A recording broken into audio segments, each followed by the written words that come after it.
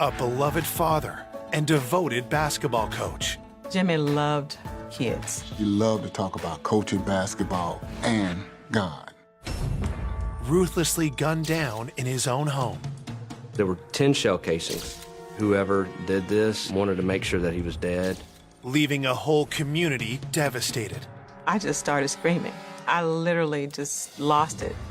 Detectives follow evidence down a twisted trail. It was what we call a whodunit. All the doors were locked to some fashion. There was muddy footprints coming into the foyer area. To uncover a number of suspects. He immediately lawyered up. He didn't want to talk about anything. He had just filed for divorce before he was killed. Was there some sort of romantic thing gone awry? And unveil a killer no one could have ever imagined. They had no remorse, no confessions. You saying that you killed him? It shocked me very, very much. This could happen to anybody.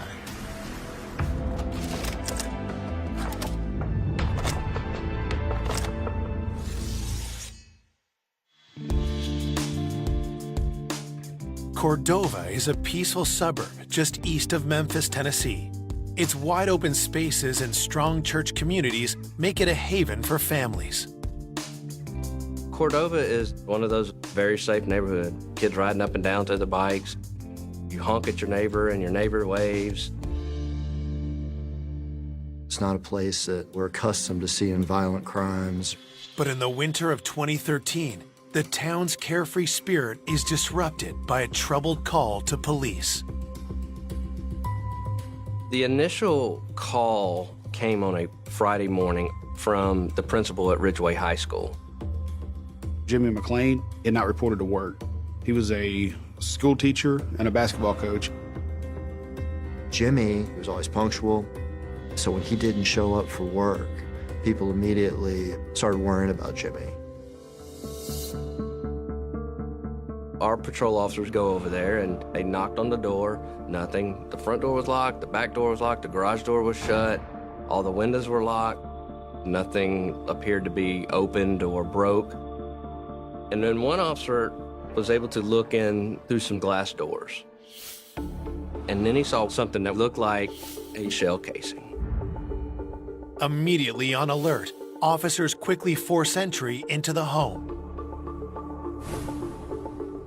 As soon as they made entry, they saw a black male on the floor with a lot of blood around him, dead. Homicide investigators are on the scene within minutes. When I first arrived, we see a male victim laying in the den area of the house who appeared to have been shot multiple times. Whoever did this wanted to make sure that he was dead. Detectives find a wallet in the victim's pocket. The ID inside confirms this is 49-year-old Jimmy McClain. The big thing that stood out at that time was the numerous shell casings that were scattered throughout the living portion of the residence. There were 10 shell casings, and they were all the same caliber, 40 caliber, but they were two different brands. That puts a theory in your head. Was there two shooters, you know, one brand in one gun, one brand in the other? Or was it just one shooter with mixed rounds? Detectives can find no murder weapon at the scene, but something else grabs their attention. There was muddy footprints coming into the foyer area, which we knew were not any of our officers' prints. We were able to lift those prints. I truly was hoping we could identify the type of shoe and the actual size of the shoe. There were no signs of fingerprints to the naked eye, so we were able to swab the doorknobs, both interior and exterior on the front door, for the presence of DNA. An exhaustive search of the house yields no sign of forced entry. We had no signs of robbery, no signs of burglary. The big thing to me was all the doors were locked to some fashion, meaning someone had locked the door on their way out upon leaving the scene. That told me that most likely our suspect had a key to the residence. So once we realized that somebody had let themselves in, we're like, well, who's got access to these keys? Did Jimmy know the person who did this? Detectives also attempt to discover the approximate time the murder happened. We were able to find out there was a shots fired call that came in our dispatch around 8:50 p.m. 2 days before we found the body. So started making sense real quick, though, that that's probably when this happened. As police continue their investigation at the scene, Jimmy's sister, Easter, arrives. To this day, that is the absolute worst day of my life. It's the day I came around the corner and saw yellow tape around my baby brother's house, who I love so dearly.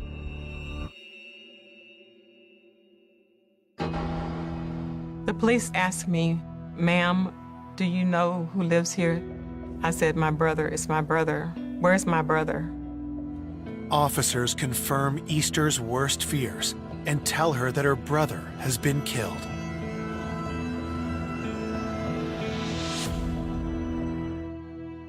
I just started screaming, just howling.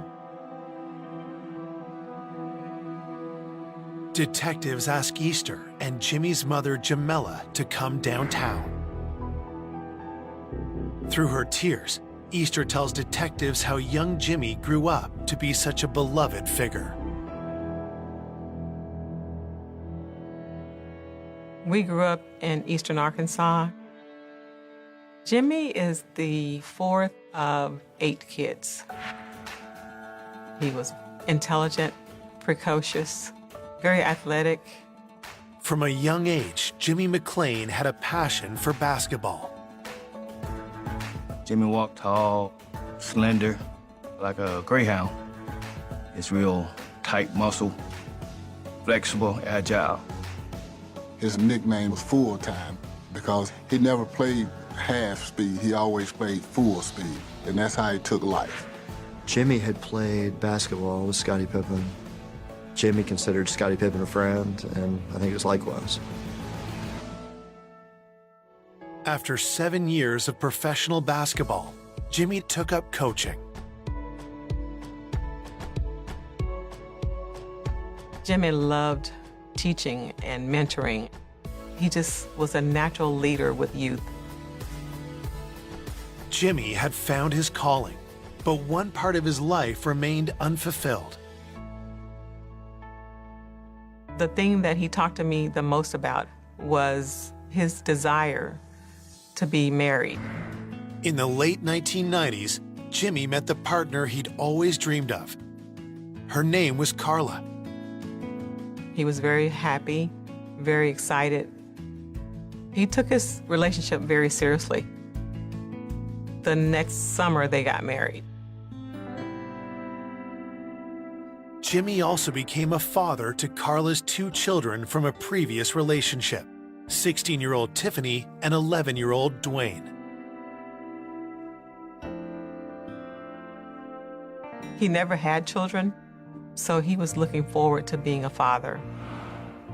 They all looked up to him as a mentor and as a father, and he spent a lot of time trying to be sure that they were on a good path. He talked to me a lot about the things he was going to do with Dwayne and Tiffany, and he especially wanted to involve Dwayne in summer basketball camps and so forth. He was very serious about being a good husband and a good father. Together with Carla, Jimmy raised Dwayne and Tiffany as his own. But after 8 years of marriage, cracks started to show in their relationship. Carla wanted the divorce at first. I do believe that the problems were related to something that occurred early on in their relationship. Initially, Jimmy had resisted the idea. I overheard Jimmy telling her that it doesn't make sense for us to be separated. There's nothing wrong, we're not having problems. But eventually, Carla and Jimmy split up, and after 4 years of separation, Jimmy finally agreed to make it official. I don't think I really got the full story about exactly what changed his mind and his heart toward her. But he had just filed for divorce a couple of weeks before he was killed. Detectives are suspicious. Was the timing just a coincidence, or did Jimmy's looming divorce have something to do with his murder? We immediately thought we need to talk to Carla. Had Jimmy and Carla been in some sort of argument or confrontation? Coming up, detectives unearth disturbing clues. There had been a scandal at the high school. Why are these numbers erased during the same time period as the homicide? And the truth blindsides everyone. We had found the needle in the haystack. They admitted to killing a basketball coach.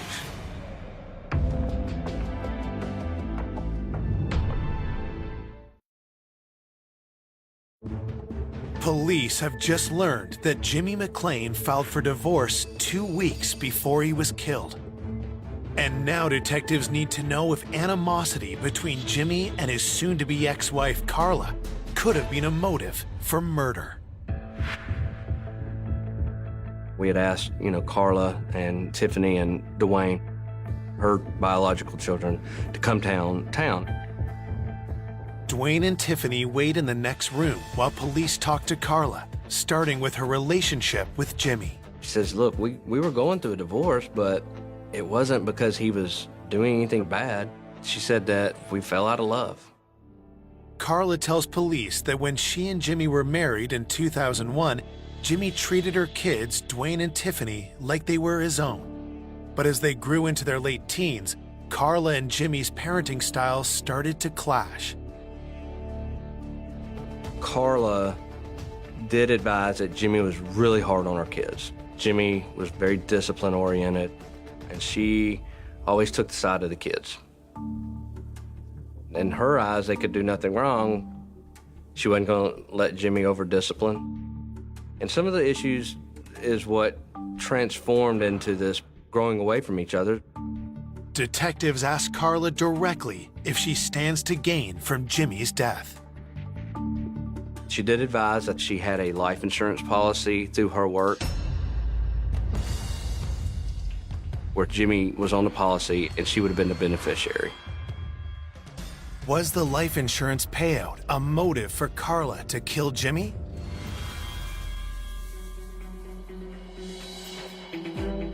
Knowing evidence from the crime scene suggests the killer let themselves in. Detectives need to find out if Carla still had access to Jimmy's home. We actually did ask Carla if she had a key to the house, and she did not have a key that she could remember. Undeterred, they ask where Carla was on the night of the murder. She didn't go out and do anything. She said it was raining that night. It was nasty weather. She actually went to her bedroom and read a book. We asked if anybody could verify that. She said, well, my son, Dwayne, because he was at home as well. To confirm Carla's alibi, police bring in Dwayne and Tiffany, who are waiting in the next room. When we saw Dwayne, he's a 19-year-old, kid. Dwayne gave a statement advising to us that, when his mom came home, that he just sat and chilled at the house. He didn't have a cell phone, so he would use his mom's. His mom said that she was down in his bedroom. He said he was up in his bedroom, and they didn't see each other the rest of the night. Dwayne's account lines up with Carla's, but detectives are curious about whether Dwayne had any conflicts with Jimmy. Tell me about Jimmy. How was y'all's relationship? It was cool, but we bumped heads a little bit sometimes. He was straight up in the night. He was cool. He fun, loving person. Dwayne just was like, I can't believe this happened. I don't know who would have done this. Police turn their attention to his sister Tiffany, and right away sense some tension. When we interviewed Tiffany, she admitted her and Jimmy butted heads on things, and she actually moved out. She didn't like being parented by him. Detectives ask where she was at the time of the murder. Advised she was at home with her boyfriend during the time frame all that Wednesday evening. So at the time we got through interviewing Carla, Tiffany, and Dwayne, there was not anything to lead us to believe that they had any involvement with the death of Jimmy. To help confirm their alibis, detectives ask for Carla and Tiffany's cell phones. We were going to use the technology of the cell phone pinging to corroborate where they were the night of the murder. While they wait for those results, detectives canvass Jimmy's friends and colleagues to find out who else might have had a key to his house. Early on in the investigation, we had to look at everything. With Jimmy being a high school teacher, with Jimmy being a basketball coach, there was multiple people that could have done this. We had to start going back to who knew Jimmy. And the first thing we did was work. We spoke with all the teachers liked Jimmy, other coaches liked Jimmy, the principal liked Jimmy. Detectives can find no one with a key or even a bad word to say about Jimmy. He was the kindest, gentlest, most compassionate person that I know. But for somebody to snatch your loved one from you out of their own selfish reasons, it really is heartbreaking, and it makes you mad. 3 days into the investigation, detectives receive Jimmy's cell phone back from forensics and discover that he was texting shortly before he was killed. He was texting with a female subject, and they were back and forth talking about some directions and basically good night. The last text we identified as a subject named Pam Smith. The name is new to police, but when they compare the time of her last text with the report of gunshots on the night of the murder, they realize they were just minutes apart. With this new lead, Pam Smith becomes detectives' newest suspect. Who is she? And was she involved in Jimmy's murder?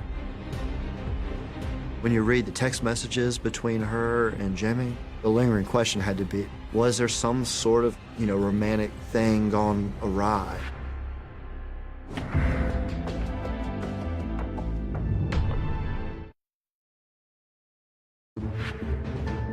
Detectives have just discovered that Jimmy McClain was texting with a woman named Pam Smith on the night he was murdered.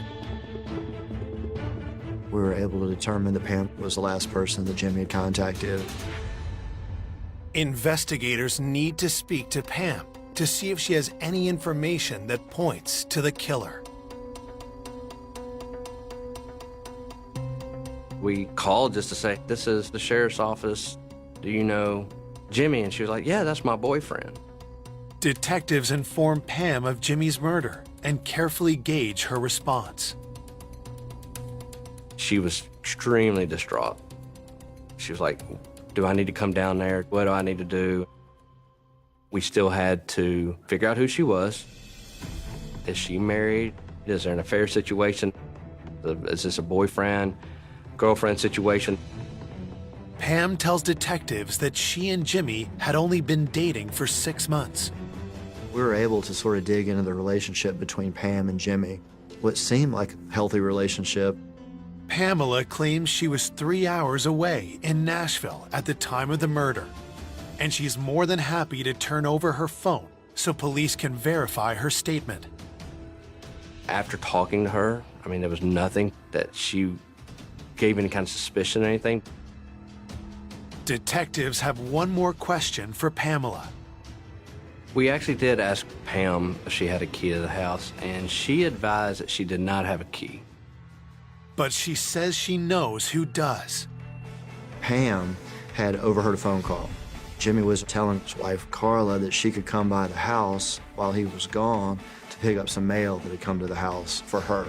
Pam took note that when they left the house, Jimmy didn't leave the mail in the mailbox or on the front door, but he left it inside the house, which told Pam that Carla had a key to the house. Police believe the killer had a key, but Carla told detectives she didn't have one. The discrepancy raises a red flag. Is it possible that Carla had a key to the house? How can we prove that she didn't come into the house the night of the murder? There's only one way to know for sure. We used the technology of the cell phone pinging to follow her from her work all the way to home. The cell phone data indicates Carla was home all night, and her daughter Tiffany was too. Everybody's statements made sense where they were. There was no reason to pursue any other questions with them or Pam at that moment. Before Carla and Tiffany can be completely ruled out, police must corroborate the calls and texts on their phones with the complete records from the cell companies. And those can take several days, depending on the circumstance. A week after the murder, Jimmy's loved ones pay their respects at his funeral. Jimmy's funeral was held at a local Church of Christ, probably a couple thousand people there. Jimmy touched a lot of people. Going to Jimmy's funeral was a tough process for myself. So many people loved him. The mystery of who could have killed Jimmy is on everyone's mind, and grief-stricken loved ones are desperate for answers.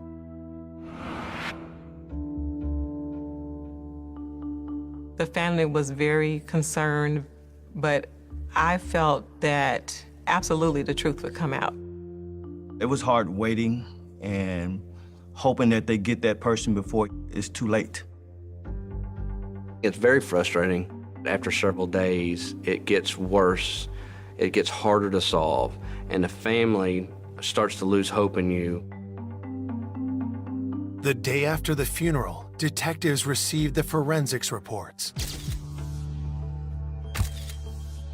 There was no extra DNA under the fingernails of him to see if he got physically close enough to maybe grab the suspect or anything like that. We didn't get any fingerprints that weren't supposed to be there. Jimmy's prints were the only ones there. The report isn't all bad news for detectives. An expert at Nike was able to determine the muddy shoe prints in the entryway of the house. Most likely came from a Nike Air Force One. These are basketball-type shoes. They're between a size 10 and 11. Before detectives can follow up on this new lead, their investigation takes a bizarre twist. There had been a scandal at the high school. Ridgeway High School had a very good basketball team. They were one of the top in the state. We started hearing about a student at the school who had just recently gotten in some trouble. Detectives need to know if the scandal is linked to Jimmy's murder.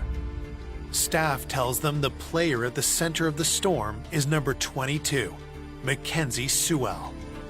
Obviously, he was a fairly good basketball player, but he was also 2 years older than people that he was playing with. He was actually an adult, falsified documents to still play high school basketball because he was attempting to try to get a scholarship to play. A week after Jimmy is found dead, the scandal explodes into the headlines.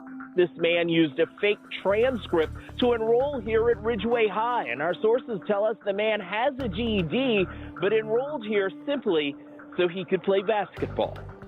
A humiliated Mackenzie is kicked off the team and out of Ridgeway High. The dream of the NBA is over. The coaches were like, oh my goodness, because the whole school gets punished for it. They get disqualified from being able to play. The scandal raises a key question for detectives. Had Jimmy discovered the truth about Mackenzie and been silenced before he could report him to authorities? Did Jimmy initiate this whole situation? Because we knew Jimmy was an ethical individual.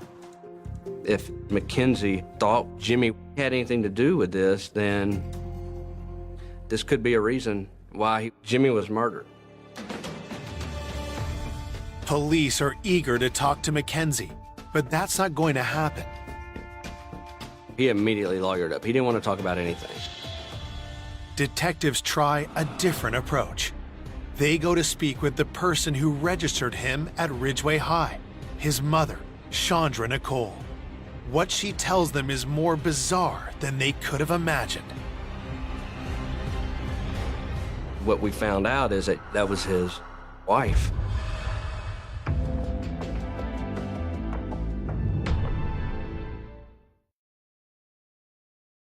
Detectives hunting the killer of high school basketball coach Jimmy McClain are investigating whether a scandal involving one of his players is linked to his death. Now they discovered that the player's mother is actually his wife. She admits to helping Mackenzie falsify his age, but says it wasn't Jimmy who had discovered the deception. She had actually called in to say that he was falsifying records, that he wasn't supposed to be in the school because they had gotten into an argument. While enjoying his second go-around in high school, Mackenzie began a relationship with a fellow student. When his wife caught wind of it, she told the school about Mackenzie's scam. It was a domestic situation between him and the wife. Really didn't have anything to do with Jimmy. Didn't fall on Jimmy at all.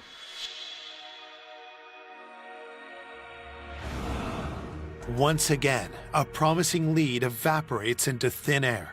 And over a week into the investigation, police are starting over. I was back to square one again. I was starting to question myself and wonder, like, are we gonna get anywhere with this thing? I was starting to be concerned. I wanted to know when people were going to be charged. Just as investigators begin to fear the trail growing cold, they receive the complete cell phone records for Jimmy's ex-wife, Carla, and her daughter, Tiffany. We had ordered direct cell phone records to corroborate the exact records that we had initially dumped. You're talking hundreds, even thousands of records at times to look through, to see if you can find where there's a discrepancy in something. After days of hard work, police get the break they've been praying for. Everybody else's phones were making sense, but Carla's phone did not make sense. We noticed there were actually people being texted between 6 and 9, 2 different phone numbers. And that was the time frame of the homicide. Those texts were conveniently erased off Carla's phone. So that automatically piqued interest. So we're trying to identify the 2 phone numbers that were deleted. We identified one of them as a subject named Robert, and then another subject named Heather. We looked up Robert real quick and found out Robert was a convicted felon for dope dealing. But why are these numbers erased the night of the murder? At that point, I felt it necessary to call Carla back in and talk to her again, and then further identify maybe Heather and Robert since we had names on them. When detectives press Carla about the texts, she tells them they belong to her son and Jimmy's former stepson, Dwayne. Detectives already know that Dwayne uses his mom's phone since he doesn't own one of his own.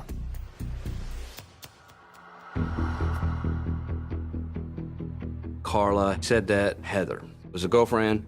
She says, oh, she's a good girl. She's a girl that lives out in Cordova, not too far. Carla said wasn't too fond of Robert, but she did admit he and Dwayne were friends. She says, well, I don't really like him hanging out with Robert too much. You know, he's a troublemaker. Knowing that Dwayne was texting with a known felon during the time frame of Jimmy's murder is a red flag for detectives. So they asked Dwayne to join his mom down at the station. The way we approached Dwayne was like, hey, we're having to kind of start over and get a more detailed events of the night. And he advised when his mom got home, he had the phone, he spoke with one of his friends, and then Heather came over. When detectives finish with Carla and Dwayne, they quickly contact Heather to see if she can confirm Dwayne's story.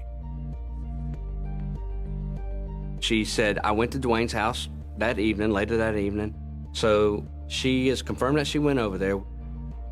It seems like it's another dead end. Yet when detectives follow up with a question about the basketball shoe print found at the crime scene, the interview takes a promising turn. We asked about the shoes, and she said, oh, Dwayne has these Air Force Ones, and he wears a size 10.5, which fit the crime scene. And at that point, she said, and I remember seeing those Air Force Ones out on the porch, but I hadn't seen them since then. She said, I even have a picture of them. And when she showed a picture, it was a picture of Dwayne staying in the kitchen with a AR-15 rifle and these Air Force Ones.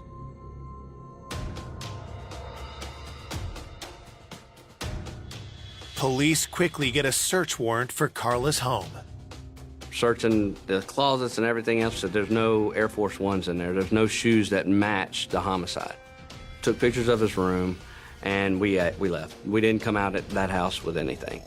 So far, linking Dwayne to the crime has not proven fruitful. But detectives have another strategy. We know for a fact that there was text messages between Robert and Dwayne during the homicide. We feel that those texts could be very important. Since he erased them off his phone, we couldn't get them. So my goal was to get a search warrant for Robert's phone, hoping that the text messages were still on his phone, visible where we could see them.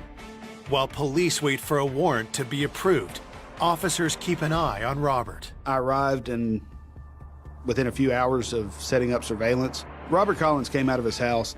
At that point, our detectives went to talk to him, and Robert took off running.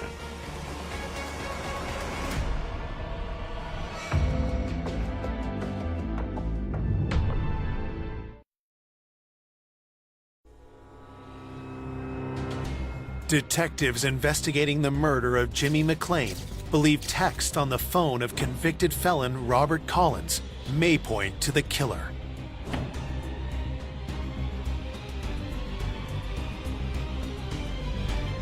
When Robert took off running, he ran a good ways, but we needed to catch him. We didn't want him to destroy his phone or anything like that.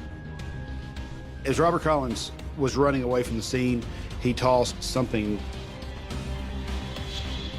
Our detectives ended up catching him on foot, and when they did, he had a large amount of narcotics. The illegal drugs give detectives reason to arrest Robert. But even more incriminating is what he tried to discard as he fled. When we saw that he had tossed a weapon, we immediately thought maybe that was the weapon that was involved. So in the back of my head, I'm thinking, oh, this is fantastic. Are we going to solve the homicide right now? You get excited, like, hey, we're there, we're going to get this. Police bring Robert down to the station, but before they question him, they carefully examine his gun and phone. I think it was very quickly determined it wasn't the weapon from the scene. Still, detectives have plenty of leverage on Robert. He's a felon convicted with a handgun. Now he's got another handgun on him and a large amount of drugs. This could easily go federal. Maybe that could help us out. Maybe he'd want to work something out. He wouldn't budge on anything. I don't want to talk to y'all. Basically, he said, just put me in a jail cell. I'll go do my time. You just don't get that. That's just not normal.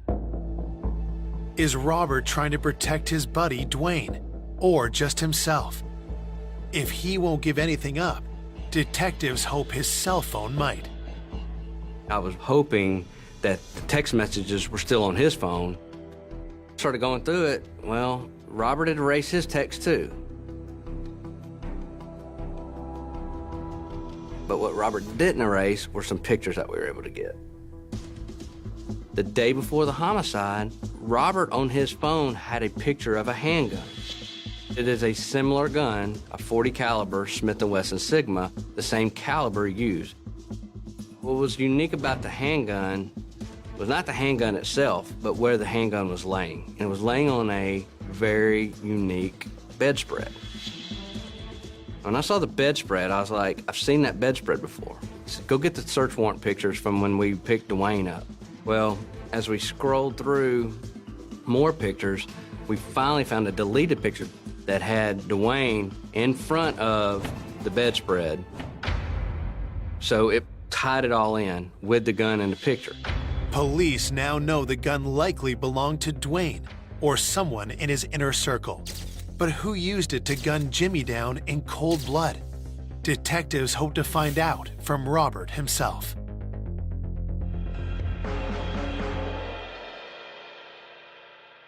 So when we put Robert in jail, we were hoping Robert would say something on the phone. The first phone call that Robert made was to a young guy. First thing that Robert said to the guy was, hey man, that pit bull, it's real sick. And the guy kind of like, I don't think he caught what he was saying. He's like, oh yeah, just laughing, I got you. And Robert, you could see, was very frustrated. Like, no man, I'm not kidding. You need to get rid of that pit bull, it's sick. Bryce shouldn't have sold it to you. We did have indication that Pit Bull was most likely the gun. And real sick, put it in street terms, means it has a body on it. Detectives traced the owner of the phone Robert called. It was a kid named Jamarius that lived in the Cordova area. We believe that Jamarius Cooper had in his possession the firearm that was used in the killing of Jimmy McClain. Police get an emergency search warrant and race over to Jamarius's home before he can dispose of the gun.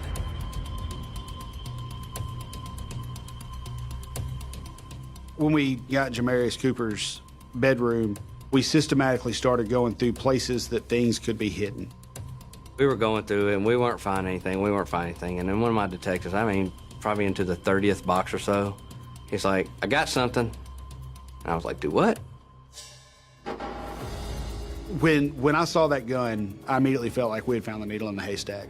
We had known through this investigation that most likely we were looking for a very specific gun. That is the same style gun that we're looking for. Same caliber, most likely the same brand, the same model. At that moment, I was like, Jimmy's here. He's guiding us. He's telling us it's all here. He's not making it easy. He's making this puzzle, but it's slowly coming together.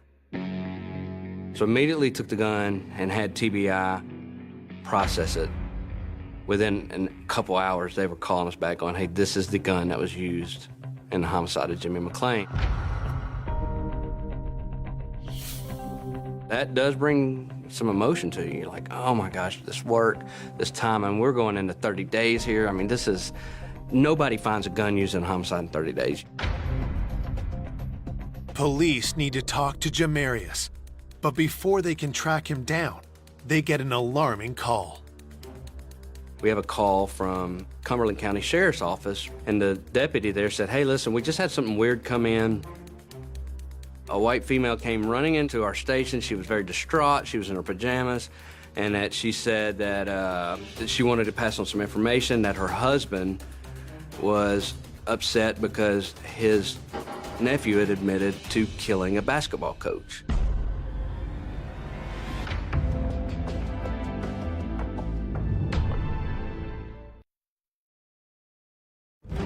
Detectives investigating the murder of Jimmy McClain have just received an unexpected call from a sheriff's office 5 hours away.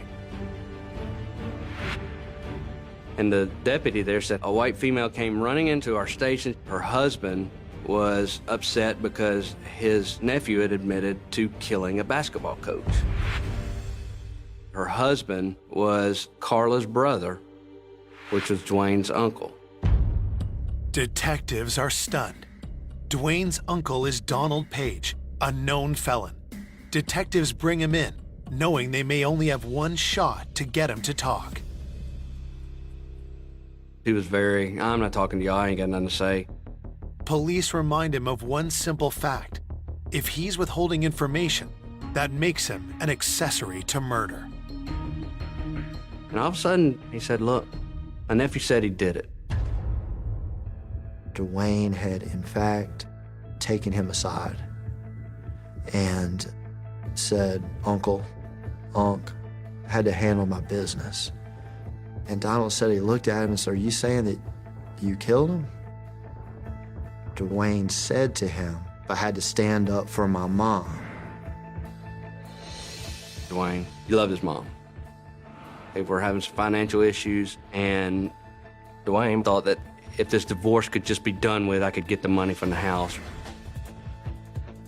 And I think Dwayne took it upon himself to do whatever he wanted to do, and which unfortunately led to the homicide. There was tension between Jimmy and Dwayne already. So there was that divorce, money, financial implication, motive. With an accessory charge hanging over his head, Donald agrees to testify against his nephew. At that point, I called the prosecutor and told him what we had, and he said, I think it's time to go lock up Dwayne Moore for homicide.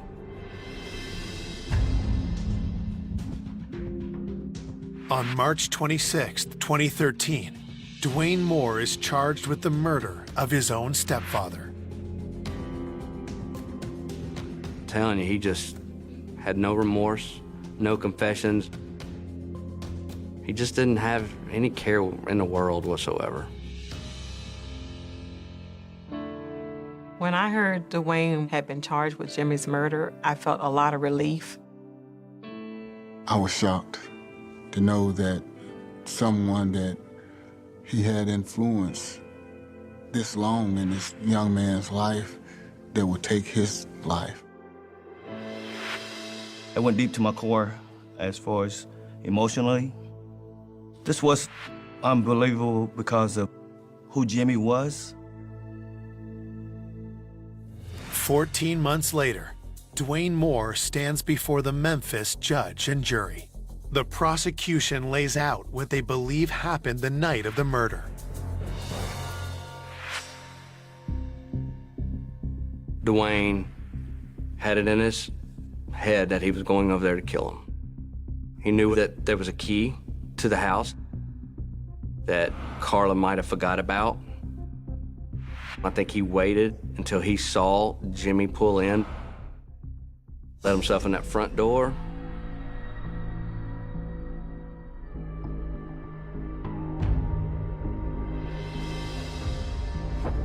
Pulled the gun out as soon as he saw Jimmy and started shooting.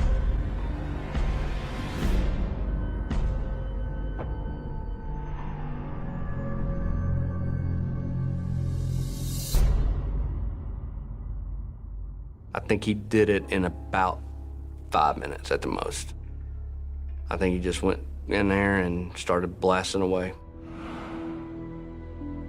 To try to imagine what Jimmy must have gone through in the final moments that he was living is extremely painful. The awful terror he must have felt, knowing that his life was about to end. On June 27, 2014, Dwayne Moore is convicted and sentenced to 22 years in prison without the possibility of parole.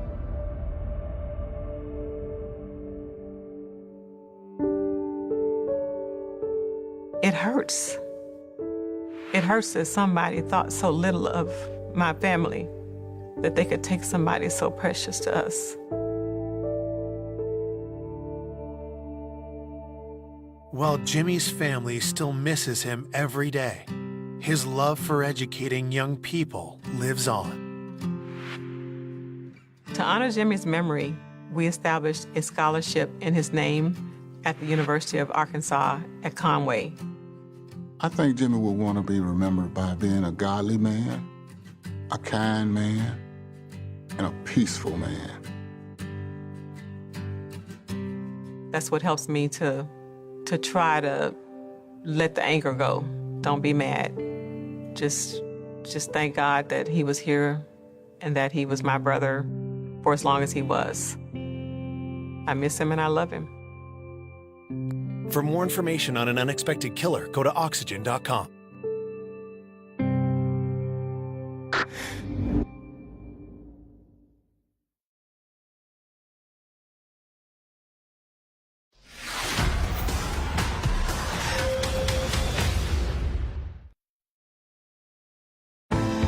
A vibrant, outgoing woman starting the next chapter in her life. She's just retired, and she was very much focused on the future. Diane was a person that everyone should meet in life. Positive, happy.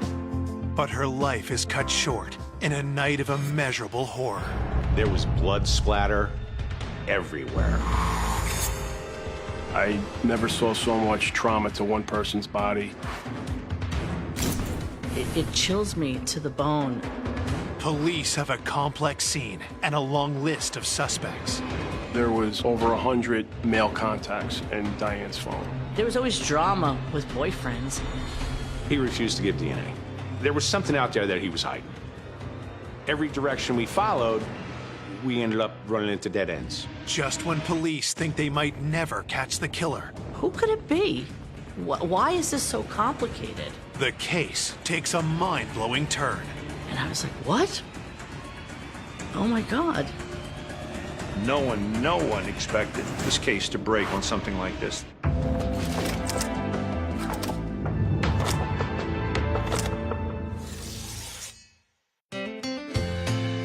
Union Township, New Jersey. A bustling East Coast community with a small town feel. Union Township's a mix of mostly suburban, but it's got its downtown area. It's peaceful, it's quaint, it's safe. But all that changes on a cold November afternoon. 911, where is the emergency? I can't even think of the address right now. Okay, ma'am, listen to me. Take a deep breath. What's going on there? She's not answering. Can you tell me if she's breathing or not? No, she's not. Hurry, please. Please, hurry. After receiving a call from the victim's parents, the Union police responded immediately to the home. The father was across the streets with the mom, and they were clearly in shock. The couple tells police they found their daughter, Diane Zaleski, unresponsive inside. When I got there, there was massive amounts of blood in the foyer. The walls were covered with blood spray. There was just blood everywhere. We followed the blood trail into the basement and discovered the victim's body. She had clearly been dragged to the basement. You could see her at the bottom of the stairs. She was literally in a pool of blood. There were stab wounds all over her torso, her face, her neck. There were defensive wounds on her arms and hands. We knew there was a struggle, no doubt. I never saw so much trauma to one person's body. She was partially clothed. There was a pair of black underwear, literally right next to her head. Had the victim been sexually assaulted as well?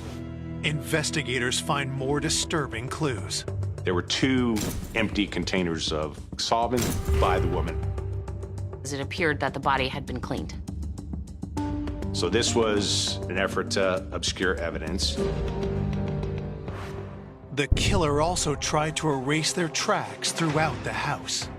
The kitchen sink was full of soapy water, and inside was the remote controls, some cleaning brushes, and lots of various items that it appeared the suspect had touched.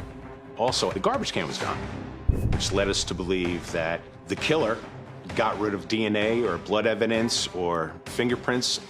The entire bathroom area was soaking wet. The shower head was not in its cradle. We thought the killer took a shower, so we pulled the drain to check for DNA. The crime scene was, how I would describe it, Herculean.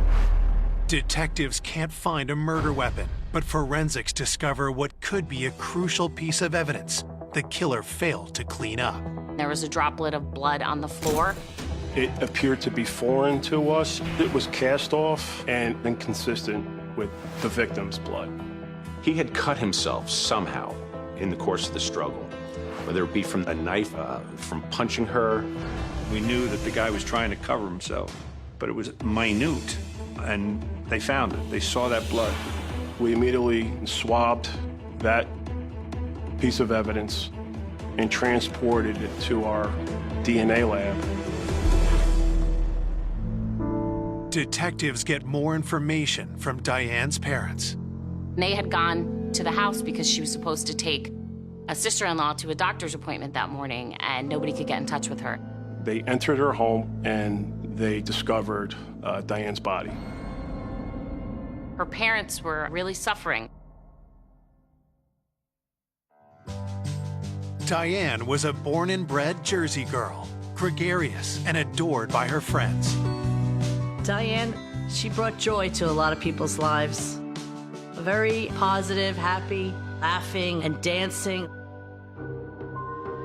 Even though she wasn't married and she didn't have children, she was very much focused on her family.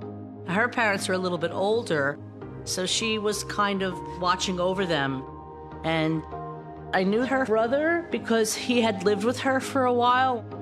After 17 years of working as a legal secretary, Diane was now taking time for herself. Here's this young single woman in her own house, and she's just retired. When she was offered a certain buyout package, there was no hesitation. She was ready. She had worked long and hard in her life. Diane was social. She had her friends from work, and often they'd go to happy hours. Then she had her dance friends. She would go on dates. She would just say, you know, Joanne, in the end, I'm just looking for a guy who can carry in my packages. She still had hope that she was going to meet somebody to spend life with. As investigators finish processing the crime scene, a theory evolves. There were no forced entry marks that we could find in the house. He took the time trying to obscure everything. He tried to clean her body. All this took time. In addition, there was a pot that appeared to have food in it. Maybe Diane had been cooking or had been eating when her killer entered her home. And there was a fork from that pot that we found in the kitchen sink full of cleaning fluid, which led us to believe the suspect had also taken time to eat. I was involved with at least 150 homicides. I never saw anyone hang out in a house after a murder. I just never heard of it. We felt it was someone Diane knew. The killer was very comfortable in this house after the death of the victim. Which led us down the boyfriend road, or someone who was dating her road. But what was the killer's motive? For any human being to do this to another human being is, I don't even have a word for it. Police rule out robbery since nothing appears to be stolen, including Diane's wallet. And when investigators look through it, they find a clue. We found a business card. It belongs to someone named Mark. Who is this man? And could he know anything about Diane's brutal murder? We found out from her family that he lived in the general area, and it was a bar just up the street from where Diane lived. And we found out that they had been there. So we think that's where she actually got his business card. And because she was out there, she was dating, we wanted to speak to everybody. Maybe he had some information. He came in, and I showed him a picture of her, and he flat out refused to say that he even knew her. He said he had no idea why the card was in her wallet. And then he said, she's not the target I would usually go for. Target? Coming up, old boyfriends with disturbing pasts. There was a restraining order in effect. Play cat and mouse with police. That wasn't his real name. This guy was ducking us. When an unexpected tip sparks a race to find the killer. Oh, he was just a monster. There was now an absolute manhunt.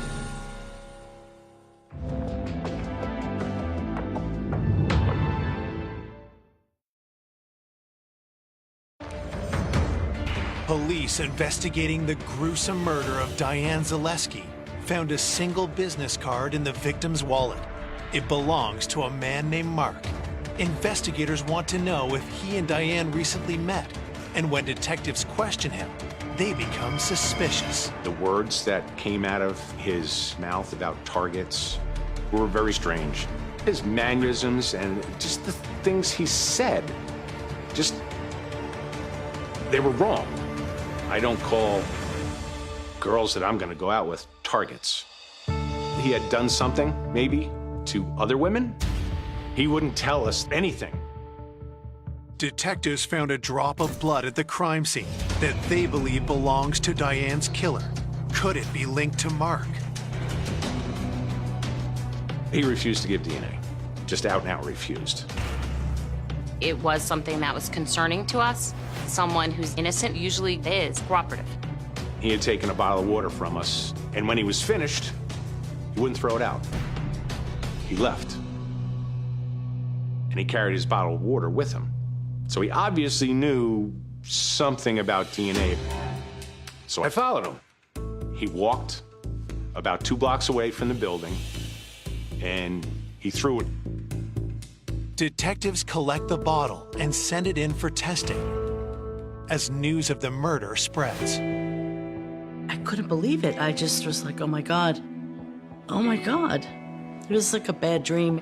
I just couldn't believe that it was her. It was just so devastating. Police fan across Diane's neighborhood, hoping someone saw something. One older neighbor told us that earlier she had seen 2 children playing outside. And she knew one of the children lived in the neighborhood. She didn't know who the other child was. During the winter, she had seen him shoveling Diane's driveway.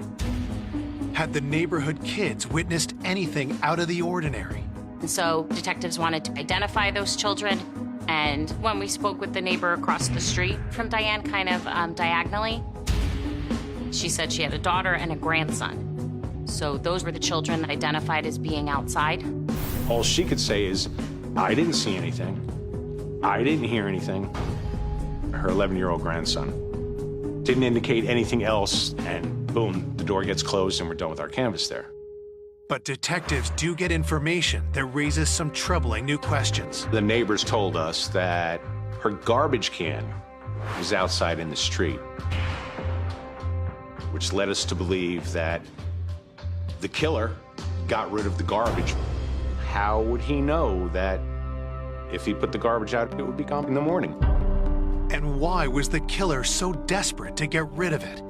Was there evidence or fingerprints? We didn't know. We contacted the local garbage company, and we unfortunately discovered that it was already in the incinerator. When detectives reviewed Diane's autopsy report, they learned she was killed sometime between 10 p.m. and 1 the next morning. The medical examiner determined the cause and manner of death to be homicide and multiple blunt force injuries. The wounds were too numerous to count. The person that had done this was obviously very violent. Some person who had snapped. Because the body had been clean, the medical examiner could not determine if there was any signs of sexual assault. What she had to live through, it's gruesome, it's frightening. I struggle with why. Why did that happen to her? I really don't understand that it was just a heinous crime. A week after Diane's death, investigators get the results from the blood they suspect came from the killer at the scene. We were able to obtain a DNA profile, and it was male. We did enter the profile through the DNA data bank, and that came up negative. So we knew we had the killer, we just didn't know who it was. Will Mark be a match? Police have to wait another week to find out. And he was negative. Because DNA is the only piece of evidence police have to tie the killer to the scene, detectives need to find the match. It was our goal to locate and interview every male individual that she was friends or romantically involved with and obtain a DNA sample. We discovered that there was over 100 male contacts in Diane's phone. One of the first contacts detectives talked to is someone named Mike Prunell. We showed him a picture of Diane. He was like, Mark, he denied ever knowing her. And okay, take people at their word. Without anything linking Mike to Diane, detectives don't see any reason to question him further and let him go. We are interviewing basically anybody and everybody, and we were coming up with nothing. We interviewed girlfriends just to get a feel of Diane, how she was, if she had mentioned guys she might have been dating. I met the prosecutor, and he wanted to know everything about Diane and what I knew about her. There was always drama with boyfriends. We thought for sure that it was one of those bad boyfriends. A familiar name comes up, Mike Prunell. But he had told police he didn't know Diane, so detectives do more digging. You know, checking driver's license histories and criminal histories, and you don't find Mike. We thought it was curious. We wanted to speak to him again, but he never returned a phone call. Every direction we followed, we ended up running into dead ends. Why can't police find any records for Mike? And why did he lie about knowing Diane? There was something out there that he was hiding. When detectives asked Diane's brother Ron about Mike, What they hear completely surprises them. Not only did he know her, but he asked Diane's father for her hand in marriage some 20 years prior. So he knew her real well. Another red flag.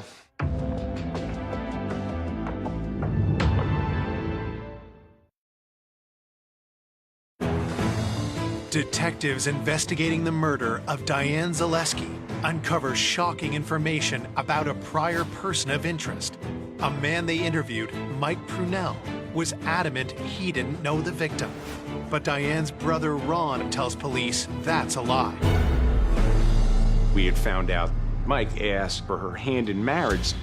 He said Mike had an extensive history with her. He'd known her for at least 20 years. Prior to her move into the new house, she was renting an apartment from him for over a year. But he denied ever knowing her when I showed a picture of her to him. Police discover more secrets and lies about Mike Prunell. We found out that wasn't his real name. And when we did find out what it was, we ran his criminal history and we found out that he had domestic violence.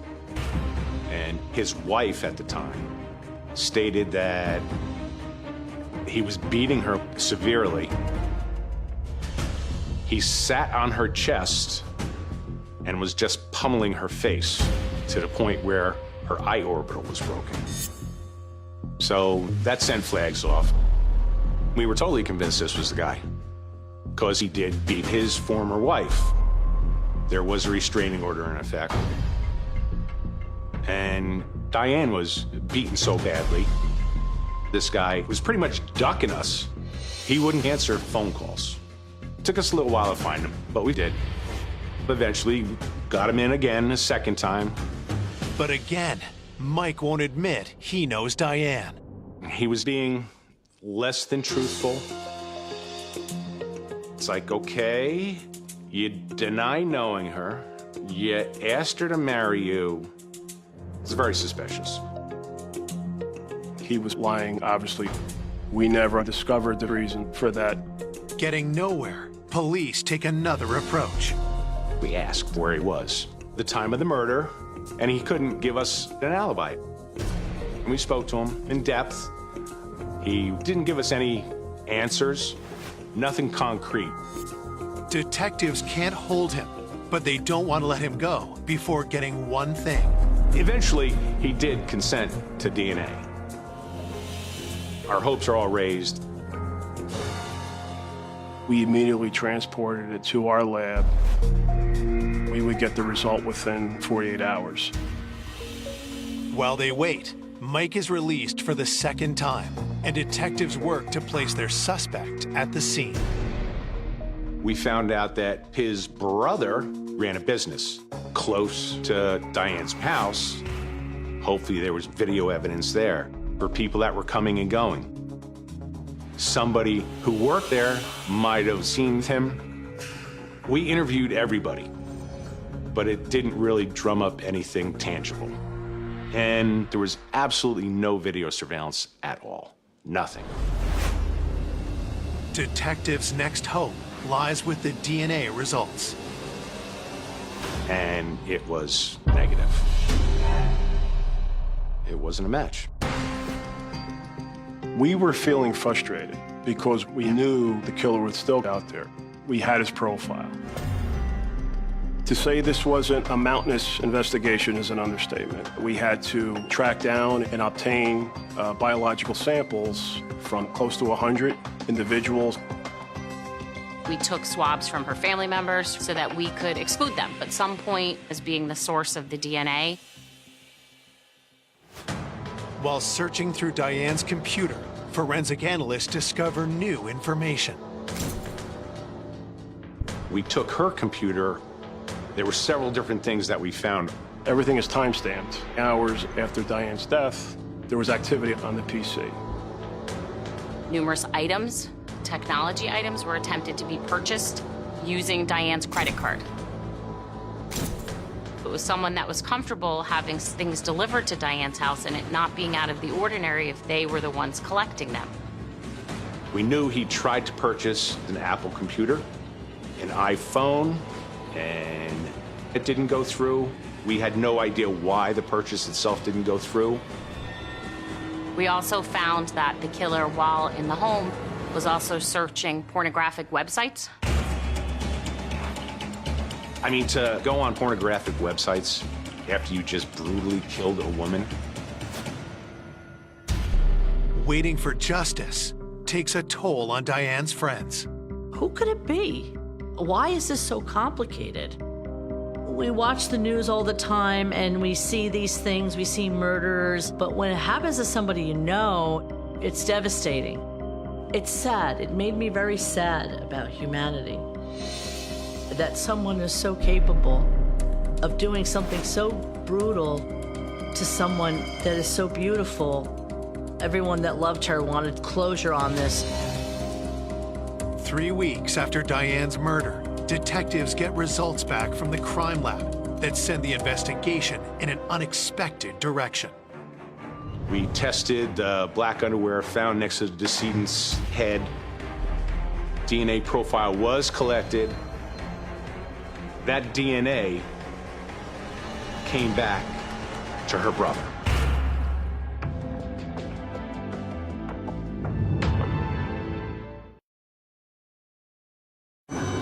Three weeks after 54-year-old Diane Zaleski is savagely murdered, detectives discovered DNA from the crime scene belongs to someone close to home. The DNA that was in the pair of underwear lying next to Diane came back to Ron, her brother. A lot of things ran through all of our minds. We just couldn't believe it. We thought that there might have been something sexual with her brother, and she had enough. And he killed her, brutally killed his sister. Diane's brother worked for the Department of Public Works, so he would know when garbage was collected on her street. The killer knew I can stay until the garbage is removed and then I'm safe to leave. So there's a possibility that Diane's brother could have done it, collected all the evidence, and taken out the garbage. The killer was there for a long time. Diane's brother, he knew her pattern, her daily pattern. He would be comfortable staying on the scene, making themselves something to eat. I called him up that night and said, hey, do you got 10 minutes to come down and talk to me? Ron agrees to come in the next day. How do you say this without accusing the brother of basically having sex with his sister? Because that's what it leads you to believe. I have this report saying that Ron's semen was found in the underwear, so I just put the report on the desk and I slid it over to him and I said, what do you think? It's like he was hit by a freight train. The jaw drops. He said, I can't explain it. It can't be true. He went on about the wash and the laundry, that up until just prior to her death, she was doing laundry at her brother's house. I sort of left it at that. I said, we can keep this between us for now. I'll talk to you again in a couple days. In the interim, detectives send Ron's DNA to compare with the blood spot found at the scene. They also get some crucial details from Ron's wife. The wife said he was home with me, he couldn't have done this, he didn't do this. We asked specific pointed questions. She told us they weren't Diane's underwear, they were Ron's wife's underwear. They had the same size and brand of underwear. She did tell us that Diane had been doing laundry in their house. We also found out sperm can be resilient into the wash. So the sperm that was in the underwear could actually be from Diane's brother, and her sister-in-law and her underwear got mixed up. The whole family got by his side. After conducting all the interviews, we all came to the conclusion that he didn't do a thing. There's hard proof of Ron's innocence when investigators find out his DNA isn't a match for the blood found at the scene. The case took lots of twists and turns, and there were parts that were shocking to us where we had to kind of sit down and regroup. Diane was also on some dating websites, so we also had to attack that aspect of the case. Could she have met someone sinister over the internet? Online dating can be frightening. There are people who are really troubled, and if they come across your path, you are the victim. Detectives focus on someone who called and texted Diane a lot. Kyle came to our attention because he was in her phone. And Kyle was very evasive. Didn't want to come in for an interview. He was just a friend. He wasn't romantic with her at all. At least that's what he said. But was that true? Or did Kyle want more than Diane's friendship? Her circle of friends said he was a possible person of interest. And we acted on it. We followed up on it. He was not cooperative. We obtained subpoenas to go find him and bring him in for statements. When he finally did come in for an interview and refused to give a DNA sample, I think it was too intrusive to him. And he asked a lot of questions. Normally, I'm the guy asking all the questions. So it gets your radar up a little bit that something's not exactly right with this guy. He actually said that he was at the house the week prior to her death, so he was familiar with the house, wanted a relationship with the victim. He denied that. We didn't believe that was true at all. People that I'd spoken to didn't think that he was her type. Maybe she laughed at him and told him to get out. Why else would he be evasive if he wasn't hiding something? There were no signs of forced entry at all to the home. So Diane must have let this person into her home. Was that person Kyle? Maybe he didn't go there with the intent to kill, but maybe something flipped the switch. Detectives want to know where Kyle was the night of the murder.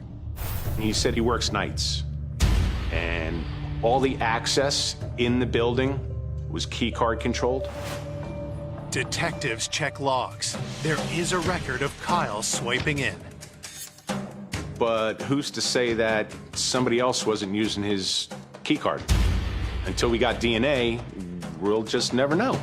Investigators tell Kyle if he wants to be ruled out, he needs to cooperate. We did eventually collect his DNA.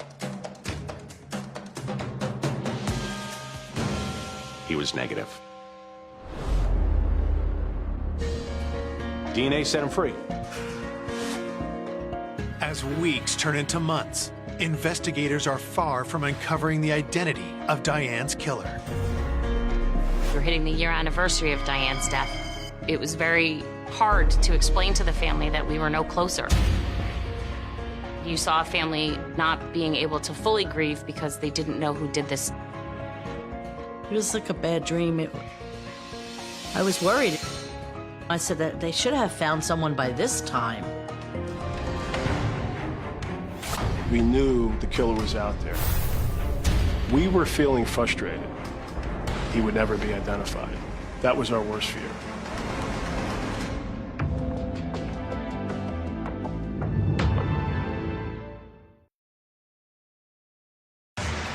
It's been a year since Diane Zaleski was found stabbed to death in her home, and police are no closer to solving her murder.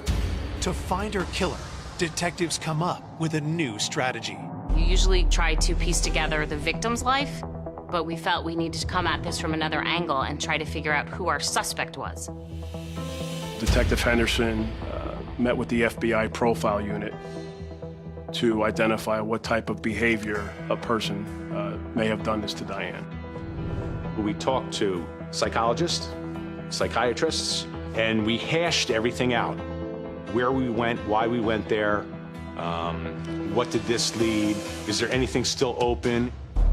We went through all the DNA, we went through all the interviews, we went through the whole case. You know, the person trying to buy stuff online, the pornography that was visited, everything. We laid out the whole case. The profile came back to a loner, a petty thief, possibly, someone with psychological issues. Someone that was in her life, but not for a long time. Age would have been younger. It would have been somebody that was into technology. We realized that the individuals that we were speaking to did not fit that profile.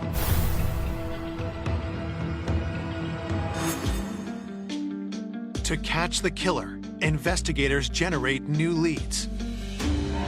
One of the things was, on the year anniversary, do a media blitz. Local TV, local newspapers. We just wanted to see whether or not it might stir the pot.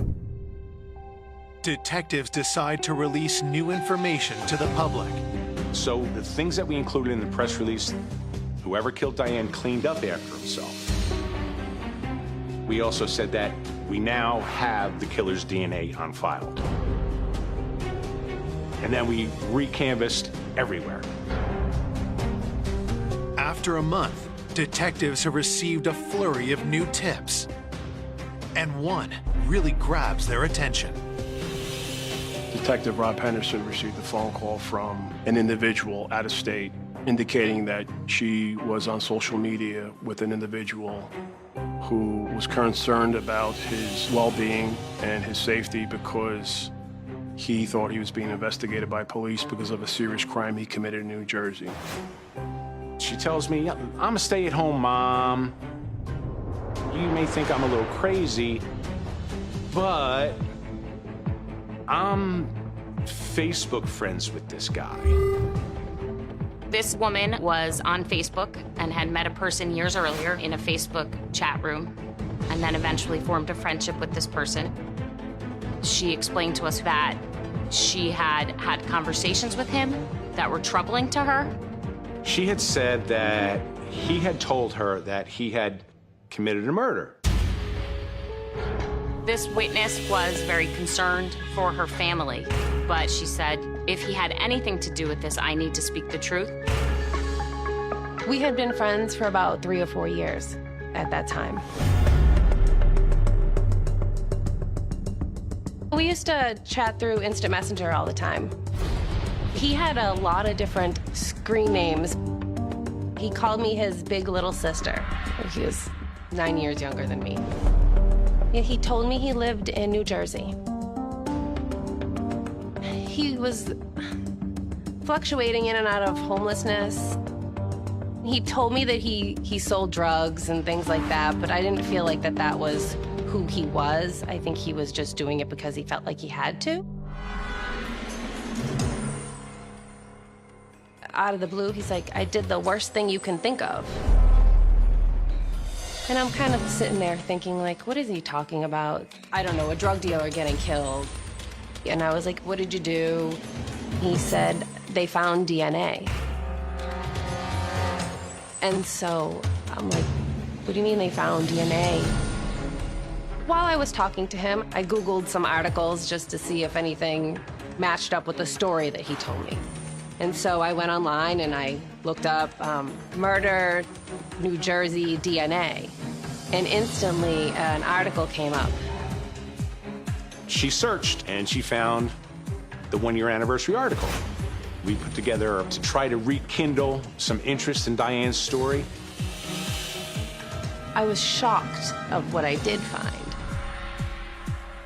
The article says that he tried to purchase an iPad with using her credit cards. The information that they put in the article matched what I knew about my friend. And a light bulb just went off in my head.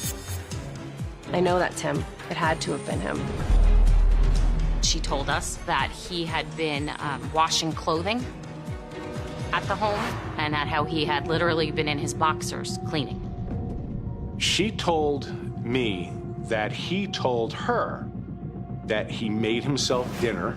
Now, we did release certain things in the article about there was some food, but we didn't say he made himself a meal. We didn't provide that information, but he did. We ended that phone call, and then within a matter of hours, we're booking a flight to visit her and to take some evidence from her. Upon meeting with her and looking at her computer and doing a forensic examination, we knew we had the right guy. Detectives ask the woman for his name. Nashon. That's what he called himself, because he didn't like his first name, Darnell. She was a little nervous and a little hesitant, but eventually she gave us his full name. Arnell Yearwood. The last name gets detectives' attention. We knew from our canvas that individuals with that same last name lived diagonally across the street from Diane. When we look back at all the documented reports, it was determined that we had spoke to the killer's mother.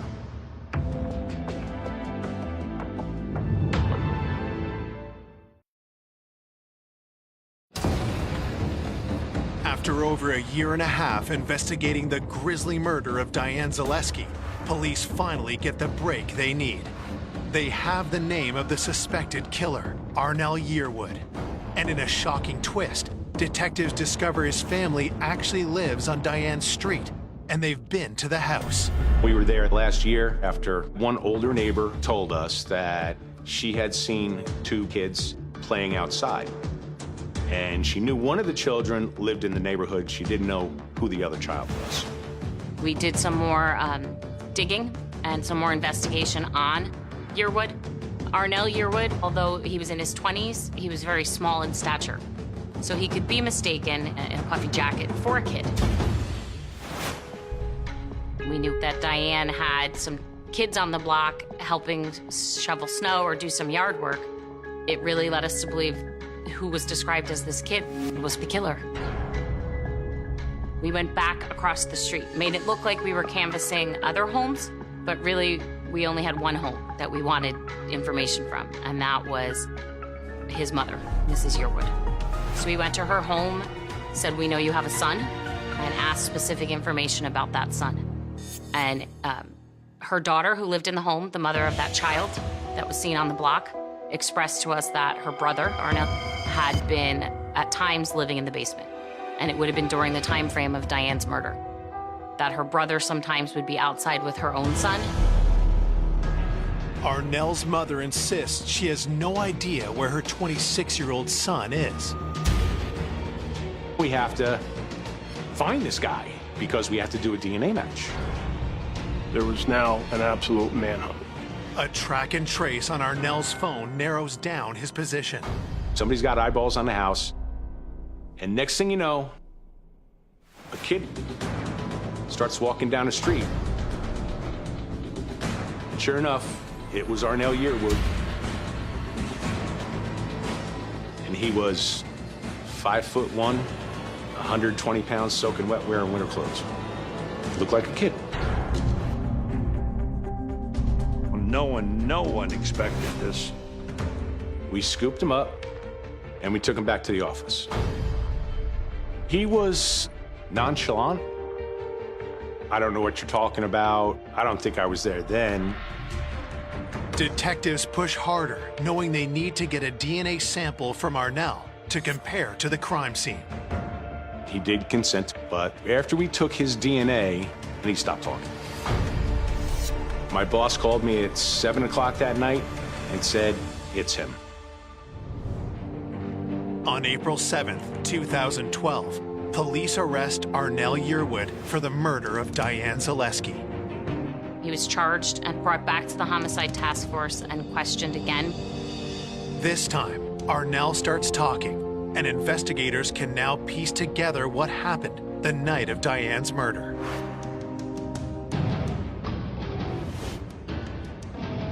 She let him in based on the fact that he was a neighbor. He did small chores for Diane. The garbage, minor painting, cleaning around the house. He entered the house to collect money. Diane looked at him as the nice neighbor kid that she was trying to help. He knocked on her door that night and she let him in because she thought he was harmless. He wanted a romantic relationship and things went bad, and he did not take kindly to being rejected. She told him to get out, and that's when he said he took a pair of scissors and he started stabbing her.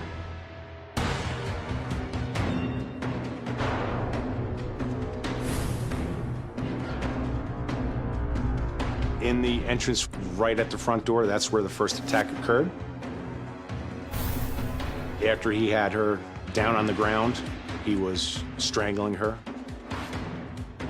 He dragged her down the stairs and left her body dead at the bottom of the stairs. And then he went about his cleanup, and cleanup of him, cleanup of her, and his pornography watching. And at some point, he made himself something to eat.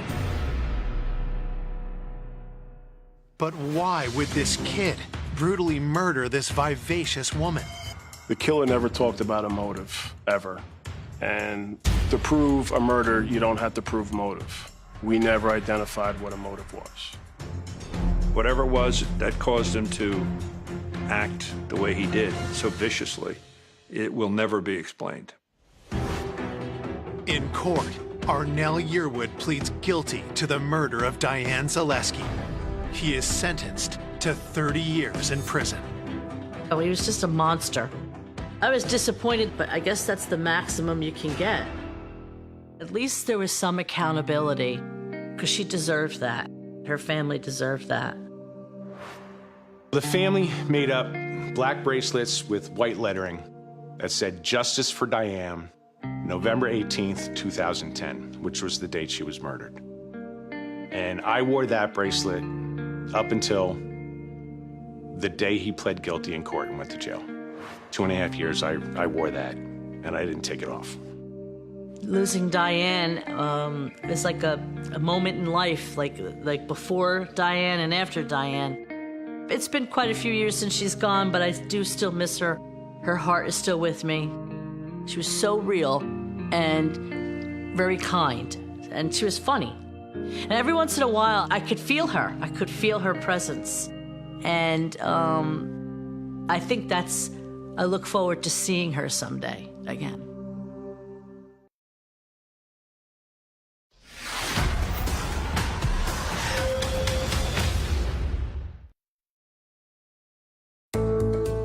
A selfless and caring mother of 3.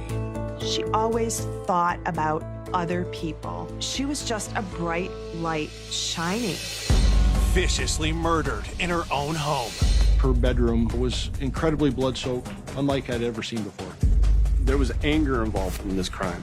I remember just screaming. Investigators are sent down a rabbit hole of suspects. She didn't like him, she didn't trust him. It raised a red flag that there might be some sort of affair going on. She was jealous of her life, of what she had. There was clearly bad blood between them. Every lead appears to turn into a dead end. It just stalled. That was disheartening. Until a surprising witness comes forward. It was unbelievable. It was the break we were looking for. Exposing a killer no one saw coming. I was pretty shocked. I just remember being sick to my stomach.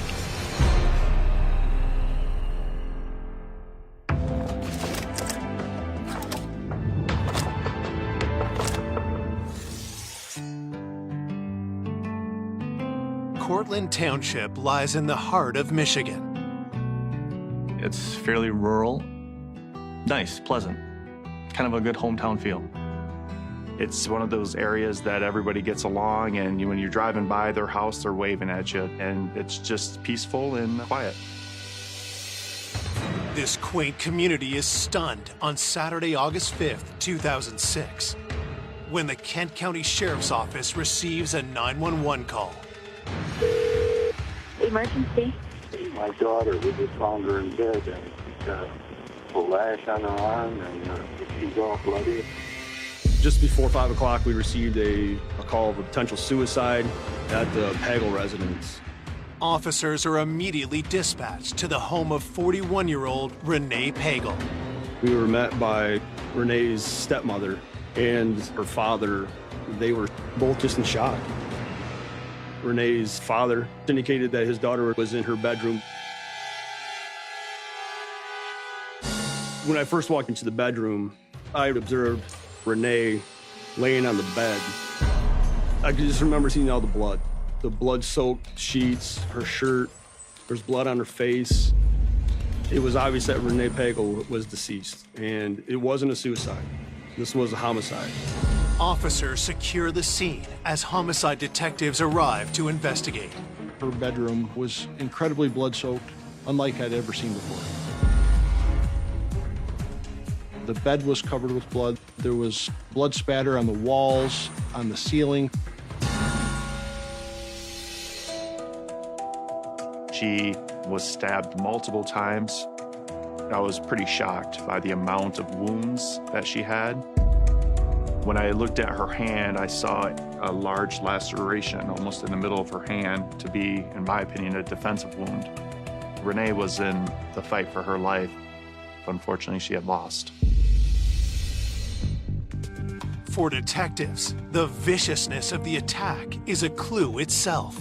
It appears to us it's a crime of passion. Somebody has something against this victim, so much so that they want to brutalize this person as much as they possibly could. This was personal. Somebody went into that residence to murder Renee. Who in Renee's life would want to attack her and could be capable of such violence?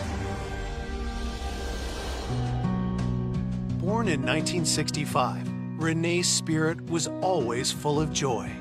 Renee was the most generous person I have ever known. She loved life. She was always smiling. Renee Pagel devoted her life to helping others. She was a nurse practitioner. She had done medical mission trips around the world, and then she also worked at a homeless clinic here in town. She always thought about other people. Renee's greatest joy was being a mother of 3. She loved her kids so much. She was a great mom. Recently separated from Michael, her husband of 10 years, Renee shared custody of her children while always remaining a devoted mother. The last couple years, because she wanted to be home with her kids and wanted to have some more normal hours, she chose to teach at a technical center. Even as a teacher, Renee found new ways to help people. One of her students had come into class one day and was really down, and Renee said, "What's the matter?" And she said, "Well, my dad is dying. He needs a kidney." And so Renee agreed to give her kidney to this man who she had never met. She was just so selfless. And it manifested itself in so many ways. Renee had undergone the kidney transplant surgery just 5 days before her stunning death. So she was already in a weakened state when she was attacked. Could the killer have timed the attack, knowing that Renee would be recuperating? Detectives look closer at her injuries, hoping they'll reveal telling details about the murder weapon. It seemed to be a very strong and well-made knife and large. Just the amount of damage it did to the victim's body, it was at least an inch and a half blade that was wide. There's no sign of the knife, but forensic technicians searched the bedroom for other evidence. There was large amounts of blood that our scientific support unit had to collect, and they collected trace evidence like hairs and fibers for testing. Detectives continue to search the rest of the home. What struck me about this case that was kind of odd, there was no other areas in the house that were disturbed, that were bloody or anything tracked to the home. It seemed to be very honed in on just her bedroom. It really kind of puzzled us as investigators. It was the most bizarre scene I've ever been on. This person, in my opinion, had to know that they had to cover their tracks, and I think it was planned, and they thought this out ahead of time. As forensics continue their work, detectives speak with Renee's parents. Her father, obviously, he was extremely upset. What he had just found out, his daughter brutally murdered. Detectives ask her father to help them put together a picture of Renee's last known movements. He last saw her the night before around 4 or 5 in the evening when he was picking up the children and bringing them to their father's house, who lived approximately 15 to 20 minutes away from Renee.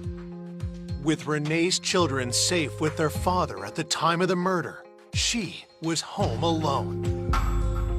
He told us he spoke with her on the phone around 8 or 9 in the evening, just checked in on her because obviously he had a lot of concern of her health. Based on the state of the body, detectives believe Renee was murdered sometime between 11 p.m. and 6 a.m.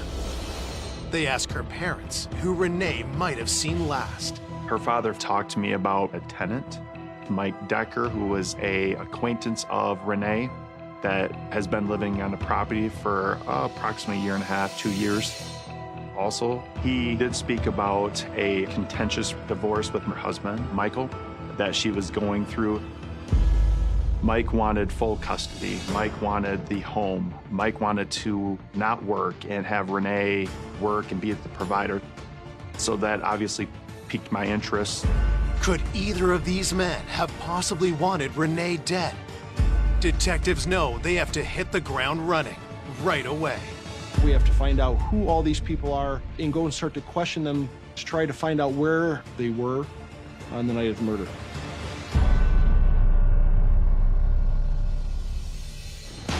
Coming up, investigators uncover an ominous obsession. There was a lot of writings about his hatred for Renee. Alarming secrets. The ceiling had a hidden compartment. Renee told me how betrayed she felt. She was extremely upset. She was very hurt by this. And the truth blindsides everyone. We've never had a break like this. It was, you're not gonna believe this. Just disbelief. I'm still reeling from that one.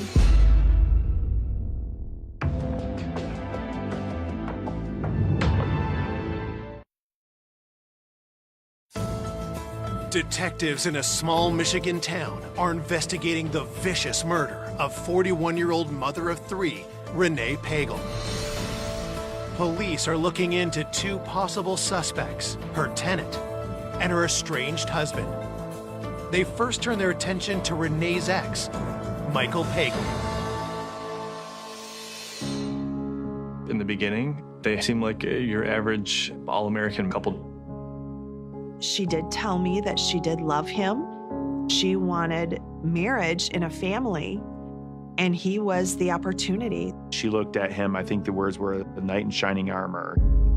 And speaking to friends of the family, they described Michael as a fantastic dad, that he was always about his children. Nobody said anything bad about him. Married life seemed like a dream come true until cracks started to appear. When I interviewed numerous people, I was told that Mike didn't want a full-time job. Mike wanted to be at home with the kids and let Renee do everything and support him. They were just having a lot of issues back and forth with one another. In early 2005, Mike abruptly surprised Renee with divorce papers. She was very shocked and just sickened to the core. There had been some turmoil in the past between them, but in her mind, things were actually getting better. They were kind of turning around, so she was blindsided by it. She said to me, he expected, I mean expected, the house, the kids, and $2,000 a month. In June 2006, just 7 weeks before she was murdered, Renee and Michael had their day in divorce court. When the judge ruled in her favor and said that she got the kids, she got the house, and he was going to have to get a better paying job, something flipped in him. Was Michael so angered by the ruling that he killed Renee in a furious rage? There were a lot of things that put him at the top of our list as a potential suspect that had killed Renee. Detectives go to question Michael. When we arrived at Mike's house, he was not there. His mother said that he should be back shortly. And I said, just want to get an idea of what were you guys doing last night? And she said, well, Mike had the kids. They were having a fortnight in the living room where Mike had set up some pillows and some blankets. Then she stated about 8 in the morning, she and Michael had a brief conversation, and then they went about their day. So basically, she was giving him an alibi that he was home all night with the kids. As police finish the interview with his mother, Michael arrives. I explained to him that something had happened to Renee, and we would like to speak to you about this. When Michael was told that she had passed away, there was no reaction out of him. And immediately, without me even going any further, Michael reached into his wallet and gave me an attorney card and said, yeah, I've been told not to talk to the police. Here's my attorney. So I thought that was extremely odd that Michael didn't want to dig further into what happened to Renee. After consulting with his divorce attorney, he told investigators he wouldn't answer any questions. Michael's reticence to cooperate is a red flag. And on August 6th, the day after Renee's murder, police arrive at his home with a search warrant. We're looking for any type of knife that may have been used during the murder. We took a lot of knives from the house, but we found no knives that matched the length and the size and the different characteristics of the knife that was used. Police also collect hair samples and fingerprints from Michael. We wanted to get photos of his body to make sure that there was no cuts or anything on him. We wanted to look at clothing to see if there was any blood trace evidence anywhere. All the forensic evidence that we collected, we never found anything that was useful in our investigation. All the knives in his home were examined, and there was nothing to link them to this crime.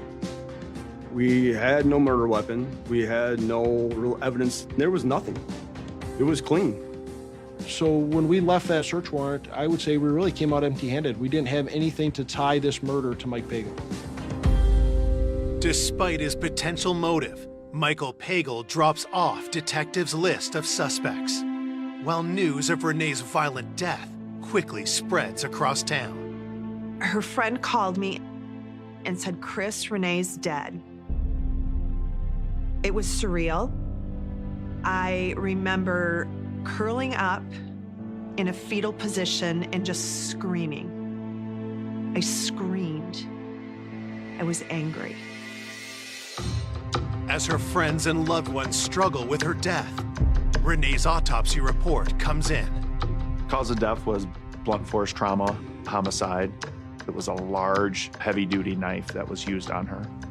The autopsy revealed upwards of 50 stab wounds. There were numerous lacerations to the hands and the feet, suggesting defensive wounds. She was stabbed over 50 times. I'm still reeling from that one. It was so brutal. Detectives continue their investigation and now focus their attention on Renee's tenant, Mike Decker. She had this barn that had an upstairs apartment, and he was a renter. The barn was about 75 yards away from the main home. He could have been involved, he could have been a witness, he could have overheard something. One of her friends believed that the week of her surgery, Renee was going to have pizza with Mike Decker, and that she felt that there was some type of maybe a relationship going on. So that sparked our interest.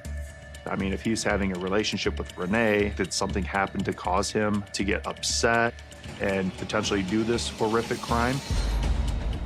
We had to find him immediately.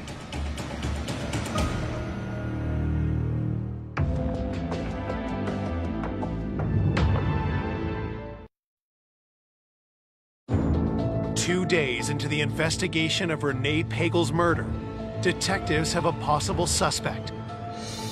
Her tenant, Mike Decker, who's rumored to be romantically involved with Renee.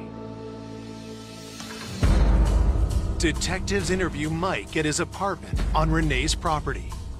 At first, I kind of thought loner, 30-year-old gentleman, unemployed, living above a barn. I thought that was kind of odd. When we were speaking to Mr. Decker, we asked him if he was having a relationship with Renee, romantic or whatnot. Mike said that the relationship is more of a friendship or a kindness thing, no romantic involvement. He denied having any dinner with Renee over the past week. He stated that it was actually a month or two before he suggested that they go out for pizza just as friends, but Renee had turned that down because she was busy. Police ask Mike Decker where he was on the night of the murder. He stated that he went into a local city to eat by himself, drove back probably between 8 or 9. When he arrived at home, he watches a little bit of TV and then goes to bed between 1 and 2 in the morning. Detectives ask him if he heard anything that night, especially after what they had found at the crime scene. We did locate a tire track and a footwear impression in Renee's driveway. He denied hearing anything from Renee's house. Mike tells police he didn't notice anything unusual the next morning either. He woke up in the morning around 9 or 10 and then went to meet with his family to go see a bike race. Part of the problem with Mike Decker's alibi, even though he was cooperative through this process, he was on the property when this murder happened. With no one to corroborate his alibi, police get a warrant to search Mike's apartment. We seized his pipe from his sink because we wanted to see if there was any blood or trace evidence in there, and then we found a couple of large knives. The evidence is rushed to the crime lab for analysis. The knives and the pipe forensically did not show anything. There were no signs of blood. We found no knives that matched the type of knife that was used. But still, Mike cannot be ruled out. A week after the homicide, detectives interview him again, this time at the sheriff's office. He showed no issues of concern of us looking at him as a potential suspect from gathering any type of physical evidence from him. We even offered him a polygraph, and Mr. Decker submitted to that also and passed without any deceit. With nothing tying Mike Decker to the crime, investigators let him go. Searching for any further clues about Renee, detectives reach out to her parents once again, and in turn, get a lead on a new suspect, Renee's own sister, Michelle. Renee's father stated that the relationship between Renee and Michelle was strained. He mentioned that Michelle was jealous of Renee's life, of what she had. She wanted a successful career, a family, a home, all of those things. Renee and Michelle's problems went beyond sibling rivalry. During the divorce, Renee's attorney was able to subpoena the phone records of Michael Pagel, so he turned those over to Renee. When she examined phone records, she learned that Mike and Michelle were talking frequently. So she was extremely upset. She was very hurt by this. There was such significant communication between Mike Pagel and the sister Michelle that it raised a red flag to us right away that there might be some sort of affair going on. Renee told me how betrayed she felt by her sister. She really struggled with that. During the interviews with numerous people, it was mentioned that Michelle potentially was having a relationship with Michael. Once I learned that, it's obviously somebody we wanted to look at. Michelle is brought in for an interview. And though she says that she is saddened by her sister's death, her answers raise eyebrows with investigators. She didn't speak very highly of Renee. She was not happy at all the way that Renee was handling the divorce. Michelle clearly took Mike's side in it and kind of put her sister in the bad light. She felt that Mike was a good father, and it was her sister that was really trying to take advantage of him. We did ask her if she was in a relationship or had a relationship with Michael, and she completely denied it. Detectives ask Michelle where she was the night of the murder. She said she was working into the evening, and that evening she was home with her roommate, Basically, she was stating that she was home the evening of the murder. Michelle did take a polygraph, and she was found to be truthful and did not appear to have any involvement in the homicide. With Michelle all but ruled out, investigators discover that she isn't the only family member Renee had issues with. When I spoke with Renee's parents, it was mentioned that Michael, her soon-to-be ex-husband, had a brother. The brother was Charles Pago. They called him Bo. And they said that he was very strange, very odd. He and Renee did not get along. Renee didn't like him. She didn't trust him. When detectives dig deeper, they uncover something troubling. We learned from a close friend of Renee that he had been married numerous times, and she believed that maybe Bo had murdered his last wife. Was Bo a killer? And had he now killed again? That obviously raised some red flags for us as investigators, and that's somebody we wanted to speak with very quickly.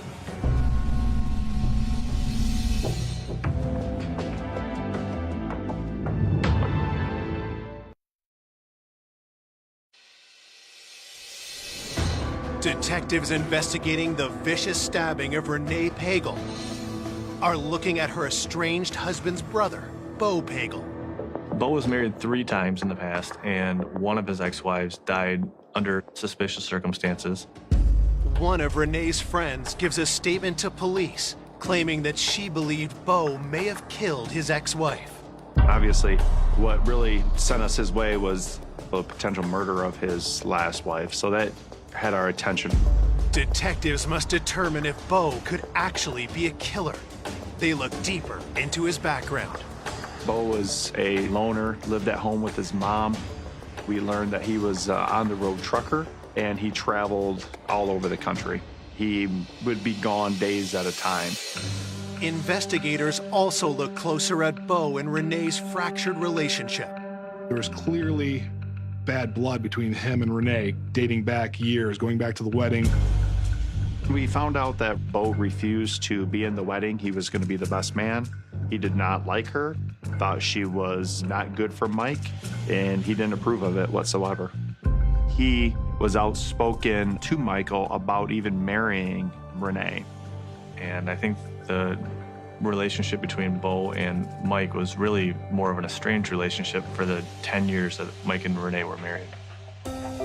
But after Renee and Michael's separation, everything changed.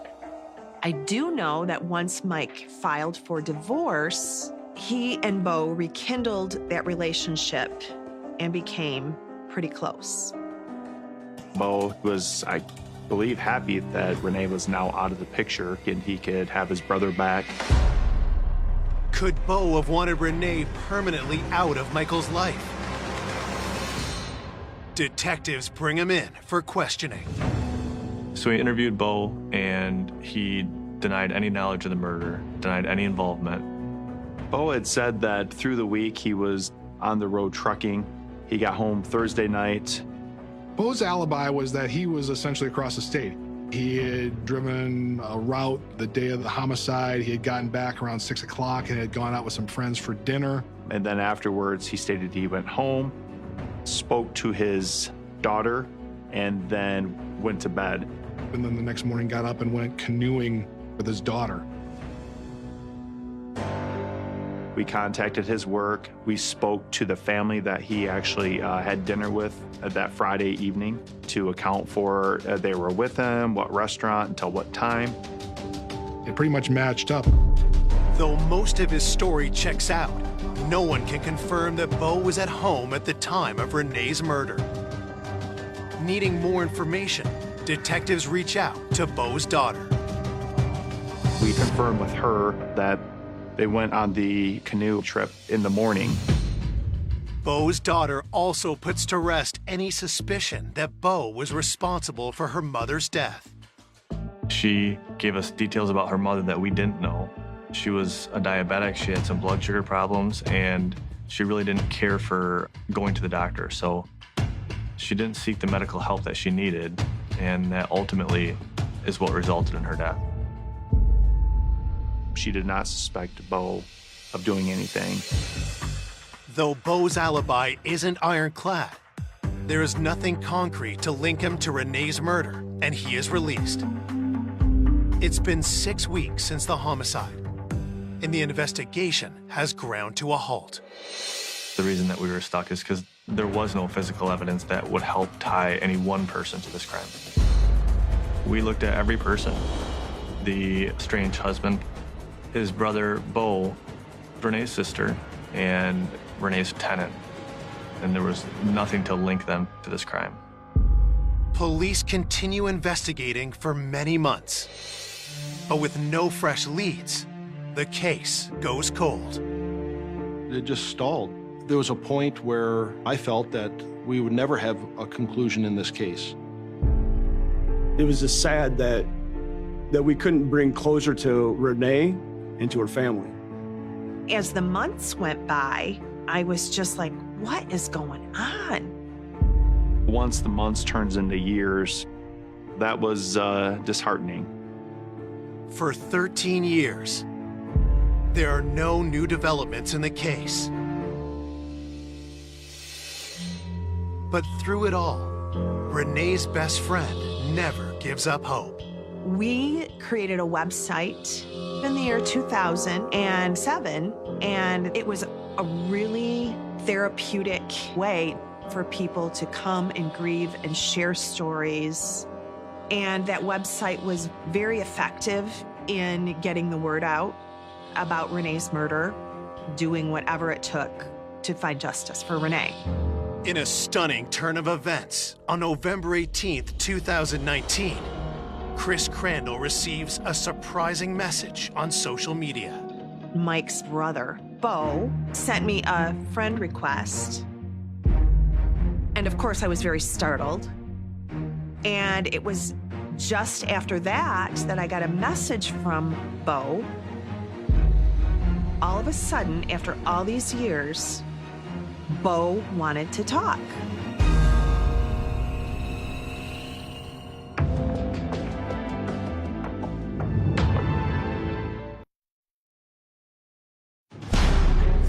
Years after Renee Pagel is viciously stabbed to death, her best friend receives a message from Renee's brother-in-law, Beau Pagel, wanting to talk.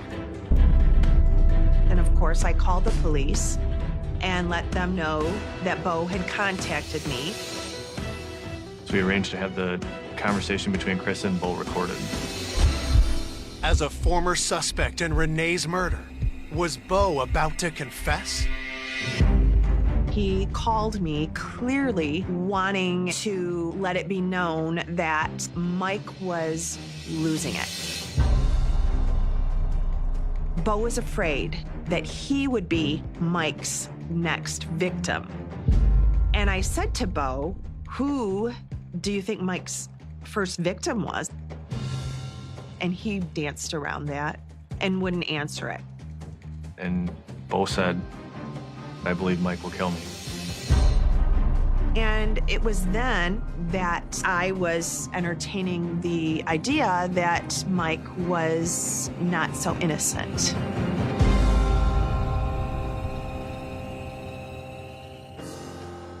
I listened to that conversation and was very concerned. Beau believes Mike's capable of killing somebody. We felt this was a big break. We now knew that Beau may have information about whether or not Mike did commit murder. On February 3rd, 2020, 2 months after his conversation with Chris Crandall, police formally interview Beau. I just asked him to tell us what he knew about anybody being involved in Renee's murder, and he quickly told us that Mike Pagel was responsible for Renee's murder. It's a stunning revelation. It was the break we were looking for. It was the big piece of information that we needed. Knowing this is their chance to finally solve Renee's murder, police get an official statement from Beau. Beau laid out the story for us. Back in 2011, Beau and Mike decided to go out. Mike grabbed a 6-pack of beer, and they just drove around and talked as brothers.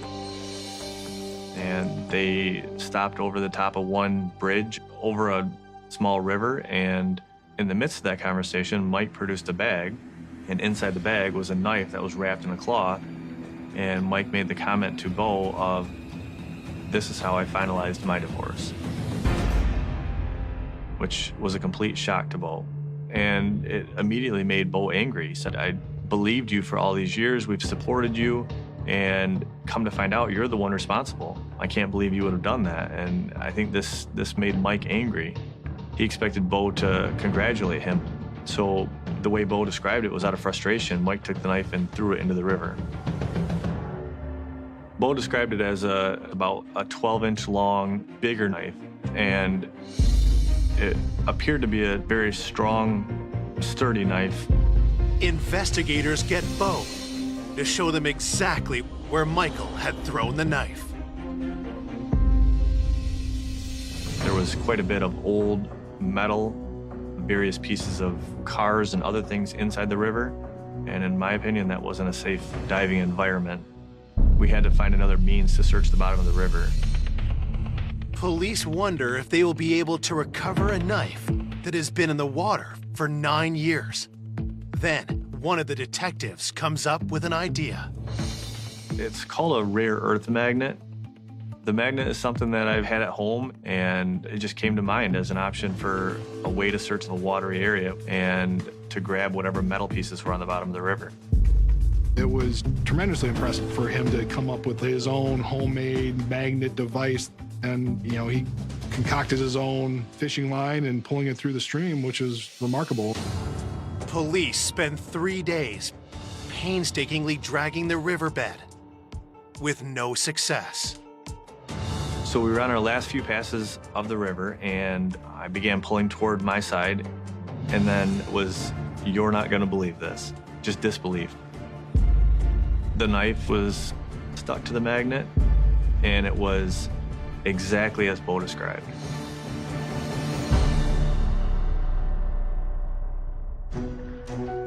It was late in the day, I want to say 3 or 4 o'clock, and got the phone call. He got the knife. I'm like, no, are you kidding me? He got the knife, no. And this is the magnet and the knife exactly as we found it. It was awesome. It was everything you could hope for when you're investigating a case, to get that piece of evidence that you know you need, that you really weren't sure if it was going to be there, but there it is. Police now need to confirm if the knife found matches the knife used in Renee Pagel's murder. We brought it down to the medical examiner's office. They viewed it and instantly said, absolutely. It's consistent with the injuries that are on Renee's body. We were very confident we had the murder weapon. Unbelievable. We've never had a break like this. We got the needle in the haystack by finding the knife, and now we had a murder weapon that backed up what a witness said. It allowed us to validate Bo's statement that that knife was thrown in that water by Mike Pagel. On February 6th, 2020, 13 years after Renee's death, Michael Pagel is officially charged with her murder. So this case was going to hinge a lot on the testimony of Bo, but it's still circumstantial evidence. And is the jury going to believe him or not? In the midst of that, the defense attorneys asked if we would consider a plea offer. When someone asks for a plea, it usually means that they're willing to tell the truth. And in this case, that was one of the conditions, is we wanted to hear the truth as part of the plea agreement. The prosecution agrees to a plea deal of second-degree murder and a minimum of 25 years in prison. We wanted to get a term of years to make sure he was old enough that he would never harm anyone again. On May 20th, 2020, 55-year-old Michael Pagel agrees to plead guilty to second-degree murder, avoiding a trial by jury. But at his plea hearing, Michael suddenly turns the case on its head. It was unbelievable. And I just remember being sick to my stomach.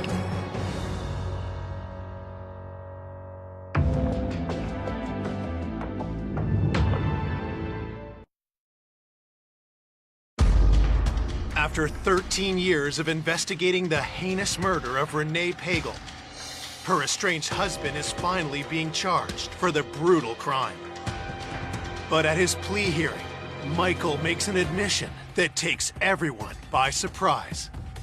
I cleared my brother, Charles Pagel, to kill Renee Pagel.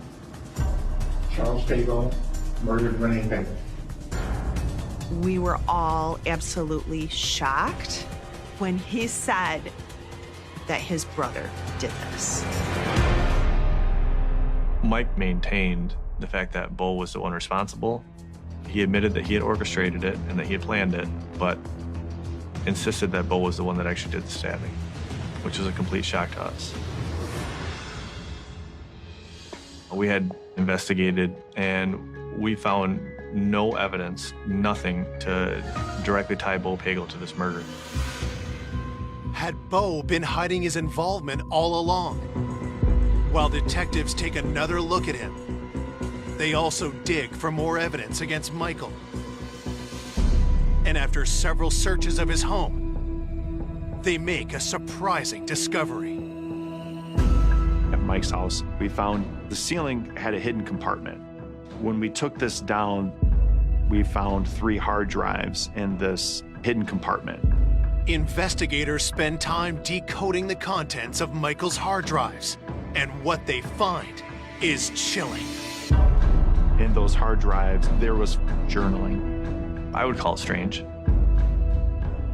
It appeared to be written by almost 2 different personalities, one that would talk back and forth to the other.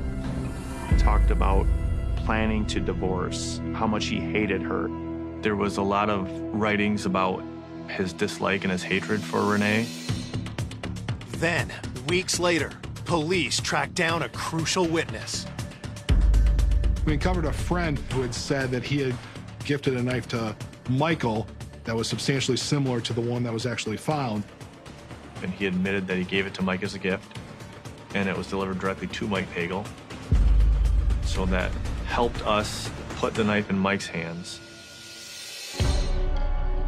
So now you have a knife that was found in the river that now a friend is saying had given to Michael and not to Bo.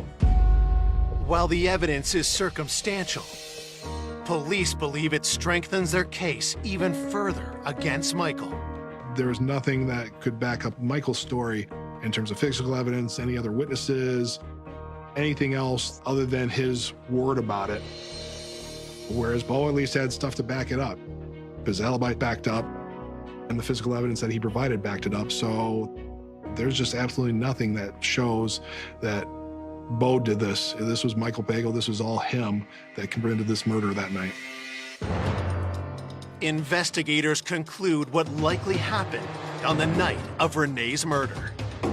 When the children were sleeping, he snuck out of his house and he went over to Renee's. It's pretty well known that she donated a kidney. Obviously, she wasn't strong at this point. She was asleep in bed, and he walked in with that knife and brutally stabbed her.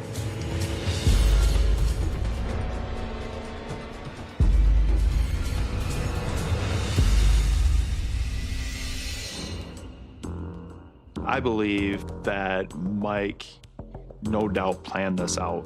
There's no way you leave a crime scene that clean and it's not carefully planned. How he absolutely didn't leave a blood drop, a fingerprint, a mark, any physical evidence. Bo tells us about Mike commenting that he had worn coveralls and galoshes. So he had taken precaution to not get his clothes bloody, and that he had removed those items and then put them in a garbage bag and left. And that the clothes were later burned. He's not a stupid man. He knew enough to cover his tracks. He went in there purposely. He had an intent, he had a purpose, and he went in there to kill her, and he did. There was anger involved in this crime. This was evil. But why would Michael kill Renee? I believe Mike Pagel was very upset with the way the divorce was proceeding, that he didn't get sole custody of the children, that he didn't get the family home. Things just weren't going his way. He's got motive, and if anybody's got rage, it's the about-to-be ex-husband who's not getting what he wanted. I think that the writing was on the wall for him that this was the end.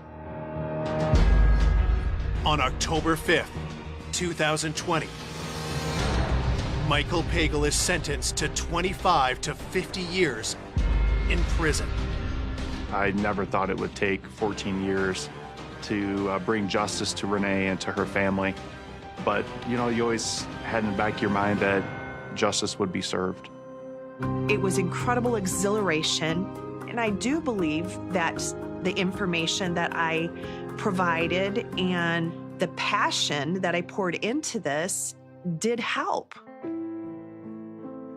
Renee's loved ones will always be inspired by her memory.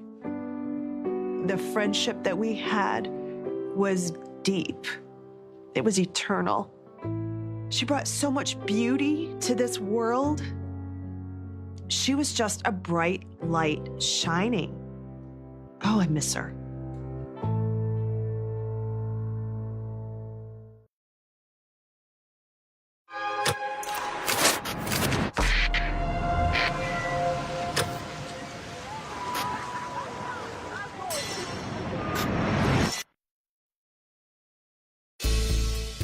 A popular and fun-loving college student. Mindy was a very bubbly person. She just always seemed to be happy. She had a light in her eyes, and she accepted everyone. Is found savagely murdered in her apartment. There was a belt wrapped around her neck and appeared to be a broken off knife still stuck in her throat. Police need to determine, was this a sinister obsession? Mindy, I know what happened to you. God picked a beautiful flower. He had called and left numerous messages on her cell phone. Just really a strange type of relationship. A crucial piece of evidence. There was some material under the fingernails of her left hand. I know you got a mark on your hand. How did you get that? Shines a light on a dangerous predator no one saw coming. I was very shocked. I think everybody was. He was not the man we thought he was. I don't think I would ever expect that outcome at all.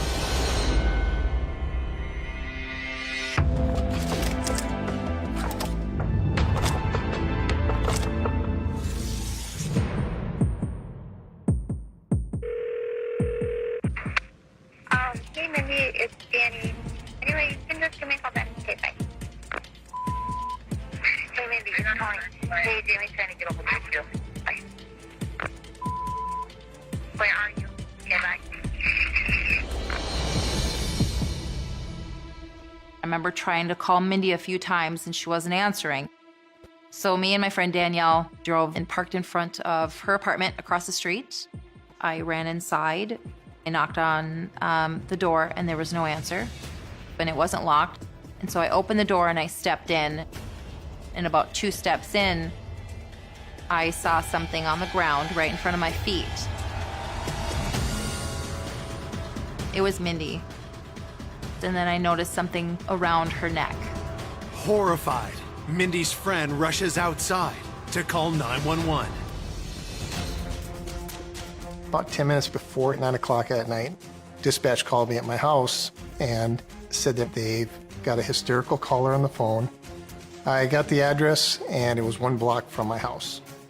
When I arrived, both Danielle and Tony were very distraught, very upset.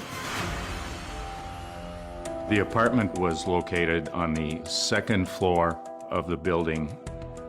As I entered, I could smell a very strong odor like an ammonia disinfectant. The body of the victim was laying across the entry hallway. And it appeared her throat had been half cut open. Detectives begin their investigation and identify the victim as 22-year-old college senior Mindy Morgenstern. I knew Mindy. She was a student at the college. I'd seen her at a lot of their events. And to see that it was her, I was really surprised and quite shocked. There was a belt wrapped around her neck and appeared to be a broken off knife still stuck in her throat. It appeared that the belt was applied to the neck prior to the neck being cut. Investigators find an empty bottle of disinfectant beside the body.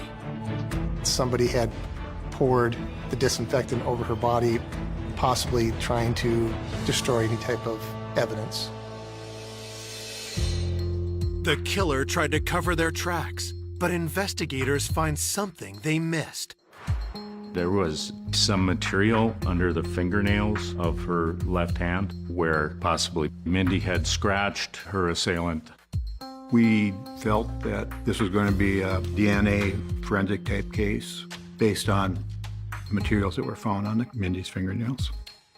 And to preserve that, the hands are placed in bags for autopsy.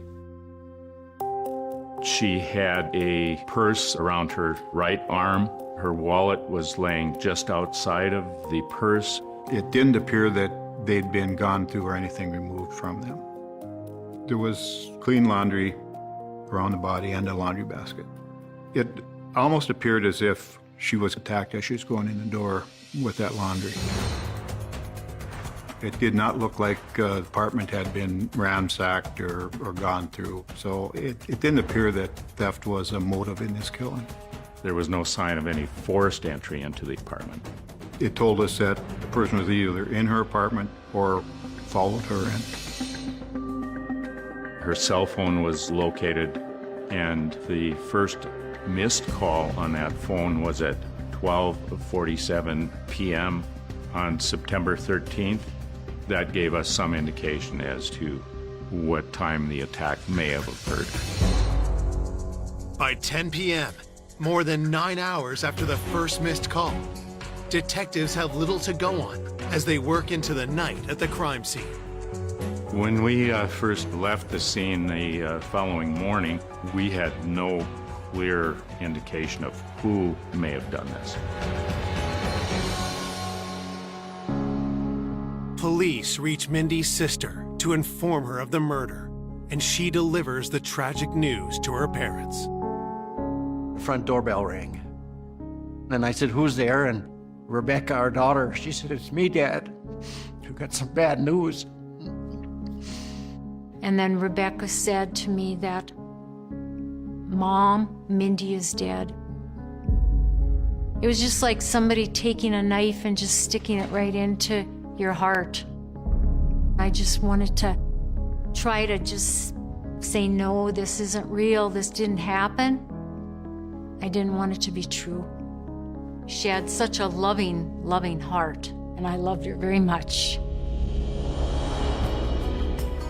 Born in Bogota, Colombia on April 29, 1984, Mindy was adopted as a baby by Valley City farmers Larry and Eunice Morgenstern.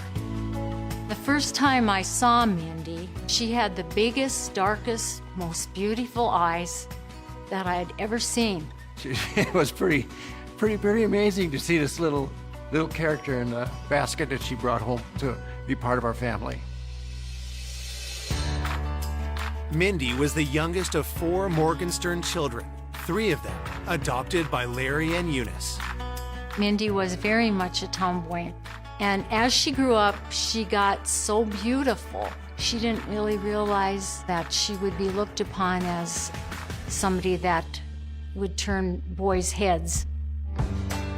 After high school, Mindy moved to Valley City and dove headlong into college life. She just seemed to enjoy all the friends that she had there. Mindy was a very friendly, outgoing, bubbly person. She just always seemed to be happy. She had a light in her eyes, and she accepted everyone. Mindy's future was looking bright until the stunning attack that cut her down in her prime. It was very difficult to see Mindy's body in the condition that it was in when we found her. I want to find out who did this, because she was loved by a lot of people in our community. Back at the crime scene, Mindy's 2 friends tell detectives they weren't the only ones to see Mindy's body.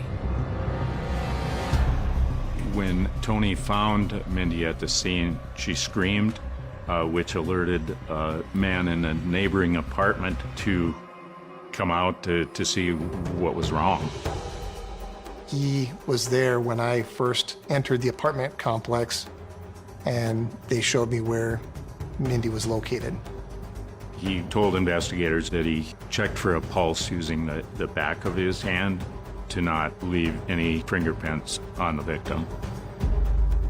It was a little odd because people don't describe things like that, like using the back of their hand so they don't leave fingerprints and things like that. If he was there to help, I couldn't understand why he'd be worried about something like that. Police identify the man as Robert Linz and soon notice a telling detail about him. He had scratches on his hands that would correspond to someone trying to get your hands off of them when they were being attacked. Had Mindy scratched Robert as she fought for her life?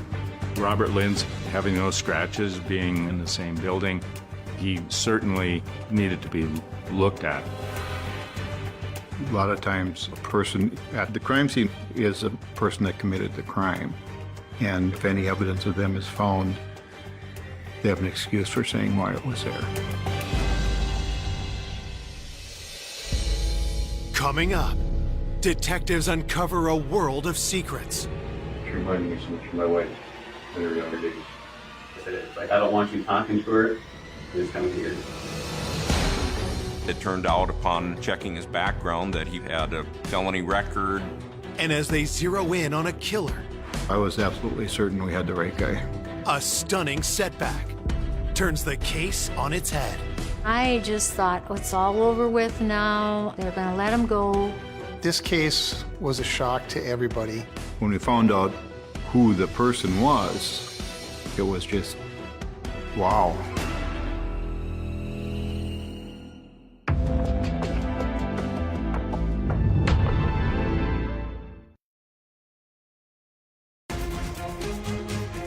Police investigating the murder of 22-year-old college student Mindy Morgenstern have just identified their first suspect, her neighbor, Robert Linz. When officers met Robert Linz, they noticed some scratches on his hands. And he also used the back of his hand to see if she was deceased or not. His concern was he didn't want to leave any fingerprints or DNA in the apartment because he had nothing to do with the incident. Suspicions aroused, police bring Robert Linz into the station for an interview. Did you know her? I knew her in passing, seen her every day. All he knew about her is that she was a pretty girl and that she lived in the apartment building. When investigators dig into Robert's history, they find something troubling. It turned out upon checking his background that he had a felony record. I got popped, let's see, with a stolen car, heavy gun. My original sentence was 2 years and 8 months. Robert Linz was in the criminal system out in California. He's street smart, and he knew not to leave fingerprints at the crime scene. Detectives ask Robert how he got the scratches on his hands. All your hands are really cut up and stuff. Is that normal from work? Yeah, this is an everyday thing. Handling steel and stuff? Yeah, all day long, steel. I get cut pretty bad, constantly. He claimed he worked at a place where they built steel buildings and stuff like that, and he got the bruises on his hands from his job. Police cut to the chase and ask Robert where he was on the day Mindy was murdered. Wasn't there anything out of the ordinary, regular day work? What time did you usually start? I'm there like 5 minutes to 7. Robert Linz told investigators that he had been at work that day from 7 in the morning, and he didn't arrive home to his apartment until about 5:30. We talked to his employer. He did work all day. He did work with steel, so it's very easy for him to cut his hands. So there was really nothing to put him at that apartment at the time the crime occurred. Still, police aren't ready to rule out Robert just yet. We asked him to provide DNA sample, which he agreed to. While they await DNA test results, police canvass Mindy's neighbors. We were looking for anybody that might have seen something, heard something, so we can get a better timeline as far as when this might have happened. While going door to door, investigators are pleased to see a familiar face. As I was collecting statements outside, I saw Mo Gibbs. He had been living in the apartment building with his wife and stepdaughter. Mo works at the Barnes County Jail, and due to the fact that he was a correctional officer, I would run into him quite often while he was working. And I also knew Mo because we played on the co-ed softball tournament together. A guy in his position probably would be an excellent witness if he had seen or heard anything. Mo Gibbs said that he knew Mindy as a person that lived in the building. He had seen her come and go. The investigator asked Mo if he noticed anything unusual that afternoon. Mo had said that he went with his wife and stepdaughter for lunch, then came back to the apartment at about 12:45 and started packing and loading boxes as he and his wife were going to be moving out of the apartment. He mentioned that when he went into the apartment complex, he could smell a strong, distinct odor of a disinfectant. Other than that, he claimed that he didn't hear or see anything. So we were working with the timeline between the first missed call at 12:47 p.m. and the disinfectant being smelled shortly after 1 o'clock p.m. So we figured she probably was deceased prior to 1 o'clock in the afternoon. To rule them out, police collect DNA samples from Mo and the other building residents. All the DNA samples taken during our interviews were sent to the state crime lab. In search of new leads, detectives turn to Mindy's loved ones. I just didn't think there was anybody that would want to do anything like that to her. Investigators push Mindy's parents to think hard about anyone who might have had a problem with her.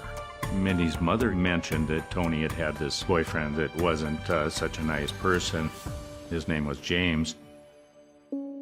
I was dating James Robinson at the time, and he was doing some bad things, and I was taking the brunt of it.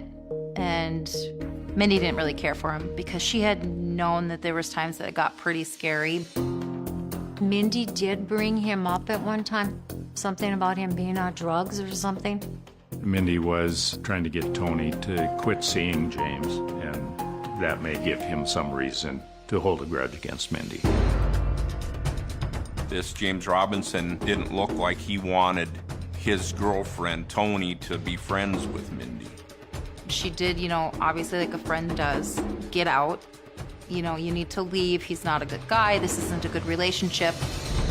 In trying to help her friend, had Mindy made a deadly enemy. Seemed like an attack was personal in nature. It made me think that maybe this guy had something to do with her death.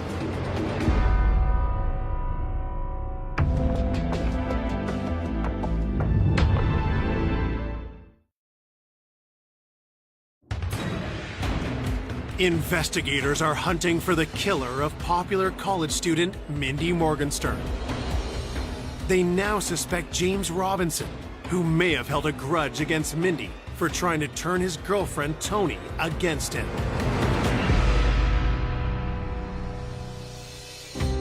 So James was called in to do an interview to see what we could glean from him. Did you know Mindy pretty well? I knew her from going to visit Tony at work, and she'd be there or whatever, and we'd get together every once in a while, go out and eat her. Police ask James if he has a criminal record. James said that he had, in the past, had trouble with illegal drugs. He had been charged, but he was trying to stay out of that lifestyle. As James talks, detectives notice suspicious cuts on his hands. Shoot your hand. Looks like you got a... Yeah, it went right through a window. Blood like something fierce. Looks pretty fresh. Police press James on his whereabouts at the time of the murder. What were you doing during the day? I know I have 4 hours of community service stuff to do. James told investigators that he went to do community service from these previous charges. He then went to a friend's house and went back home sometime 5 o'clock or later.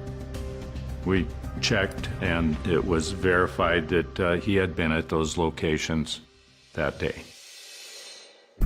Even though James's alibi checks out, investigators collect a DNA sample in order to officially rule him out. As they review evidence from the crime scene, autopsy results arrive. The autopsy of Mindy's body indicated that she had died from asphyxiation and due to the cuts to her neck. There was no indication that Mindy had been sexually assaulted. Still awaiting results on DNA collected from Mindy's fingernails, detectives turn to her coworkers for new leads. Mindy had been working at a restaurant in Valley City as a waitstaff. It was important to interview Mindy's coworkers and see if they knew of anyone unusual in the restaurant that stood out to them. There was a man that lived in a motor home across the street from the restaurant. Mindy told coworkers that he made her feel really uneasy, and he was always in there bothering them. So, hearing that information, we decided to interview him. What's your full name? Ralph Albert Walter. So how long have you been in Valley City? Well, I don't know. You could say I'm a drifter, but Mr. Walters didn't have any ties to the area, just kind of an odd character. You remember anything particular you did on Wednesday? oh, that was the day that gonna change the oil in the motorhome. He really didn't have a good alibi for when Mindy was murdered. Just as with previous suspects, detectives spot a potentially damning clue. I know you got a mark on your hand. How did you get that? When I put that oil filter on. Have you had any type of altercation or disagreements in any of the restaurants with anybody? I can't think of any. He claimed he never bothered anybody in the restaurant where Mindy worked. Claimed he didn't know who she was. But Mindy's coworkers tell a different story. They all said that he was in there quite often. Mr. Walters would have seen her coming and going at least. Would that give him a reason to follow her? We really didn't know at that point. Red flags were waving, of course, but I was real careful not to jump to any conclusions too early on in the investigation. Detectives collect Ralph's DNA and let him go. But they're not ready to clear him just yet. We keep him on the list. We're hoping DNA samples, if he was involved, would eventually tie him into it. 2 days after the murder, the wait for answers starts to take a toll on Mindy's family. That was the hard part, not knowing what was going on and what happened and why. It was like living someplace in another world, and you just wanted answers. 3 days into the investigation, detectives catch a break when they find disturbing voicemails left on Mindy's phone after she was dead. You know my number, sweetie. I miss you. I love you. You're my inspiration. Please help me. Please help me, Mindy. I can't continue without you. Please help me. Some way, help me.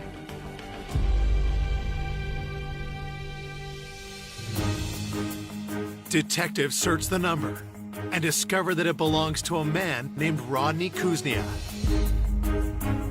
After Mindy had passed away, he had called and left numerous messages on her cell phone. Investigators rush to find out who Rodney Kuznia is and why he called Mindy after her murder. Mindy's friends had told us about a previous boyfriend by the name of Kyle Kuznia. They had been very serious and they had broken up the prior year. Mindy's phone indicated a lot of calls between she and Kyle's father, Rodney. We thought this was really odd because why would an ex-boyfriend's father be so interested in Mindy? There was some indication from Mindy's friends that Mindy had told Rodney to quit calling her.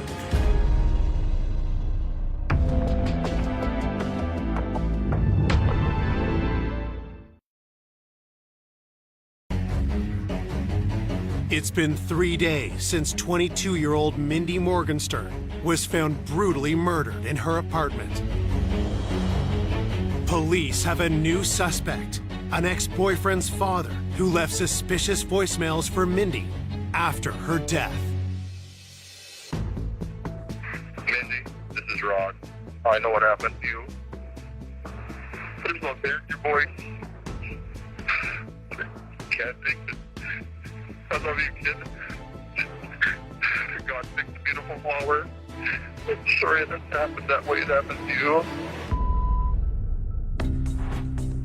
It just was really odd why Mindy's ex-boyfriend's father was leaving these messages, why he was so infatuated with her, and obviously he had feelings for her. Eager to learn more about Mindy's communication with Rodney, detectives start by questioning his son, Kyle. Kyle was Mindy's ex-boyfriend, and Mindy, I think, still had feelings for Kyle. It was found that Kyle had broken off his relationship with her a year before and was planning to get married to someone else, and had really had very little contact with Mindy since that time that they had broken up. I feel a little bad that maybe I could have handled it a little different. Have you had any other contact with her? No, that was the last time I ever talked to her. I know she would kind of get information kind of through my dad. Him and her would continue to talk. After verifying that Kyle was working out of town on the day of the murder, detectives turn their questions to his father's relationship with Mindy. It's like, I don't want you talking to her. You know, 10, 20 years down the road, you guys are still going to be talking, and it's kind of weird. It is kind of weird. Yeah. It was actually ruining his relationship with his father because Rodney was so involved with Mindy still. I even asked my dad that I would appreciate it if you guys would stop talking. Rod Kuznia had an almost unhealthy amount of contact with Mindy, and then that continued even after Kyle and Mindy broke up. The calls were very frequent, like multiple times daily, and it really made us wonder, did Mindy want him to quit calling her? Did that make him angry? Detectives bring Rodney Kuznia in for an interview. He was at least in his 50s, and we weren't sure what it was that he wanted out of Mindy. You and Mindy became, as you call it, friends. She dated your son. Correct. I don't understand the relationship. Well, you'd have to know Mindy. She was quite the bubbly character. She reminded me so much of my wife in her younger days. Detectives press Rodney about the messages he left after hearing of Mindy's death. I did call after I heard the fact and left a message. I know it's really stupid to do that, but I wanted her to pick up and have. What did you tell her? My God picked the perfect flower. It was just really a strange type of relationship between a man that was her boyfriend's father and her. Detectives press Rodney on his whereabouts at the time of the murder. Rod Gutznia indicated that he was working on his farm with his two sons from 7 in the morning till early in the evening. We checked and verified that, yes, he had been at work that day. Detectives collect DNA from Rodney, but with nothing concrete against him, they must let him go. We still thought that it was such an odd relationship that we certainly wouldn't close the book on looking at Rodney any further. The pressure to find Mindy's killer only increases as the community becomes gripped by fear. It was super scary because you didn't know who it was. It could have been anybody. You were scared to go out by yourself. You were scared to do anything. It wasn't safe Little Valley City anymore. 6 days after the murder, Mindy's funeral draws hundreds of mourners. We had the funeral at the high school gym because we didn't think everybody could fit into the church. Well, there was over 500 people at the funeral. The police told us they would have some undercover agents watching because they didn't know for sure if this person was, after her or after us. And you get kind of paranoid of anything like that happening until they finally catch the right person. The day after Mindy's funeral, investigators receive surprising news from the crime lab. The state crime lab called and said that we have a positive match of the DNA. The DNA extracted from under the fingernails of Mindy matched an unsolved brutal sexual assault in Fargo 2 years previously. And when we found out who the person was, it was just kind of silence. Then there was a shock.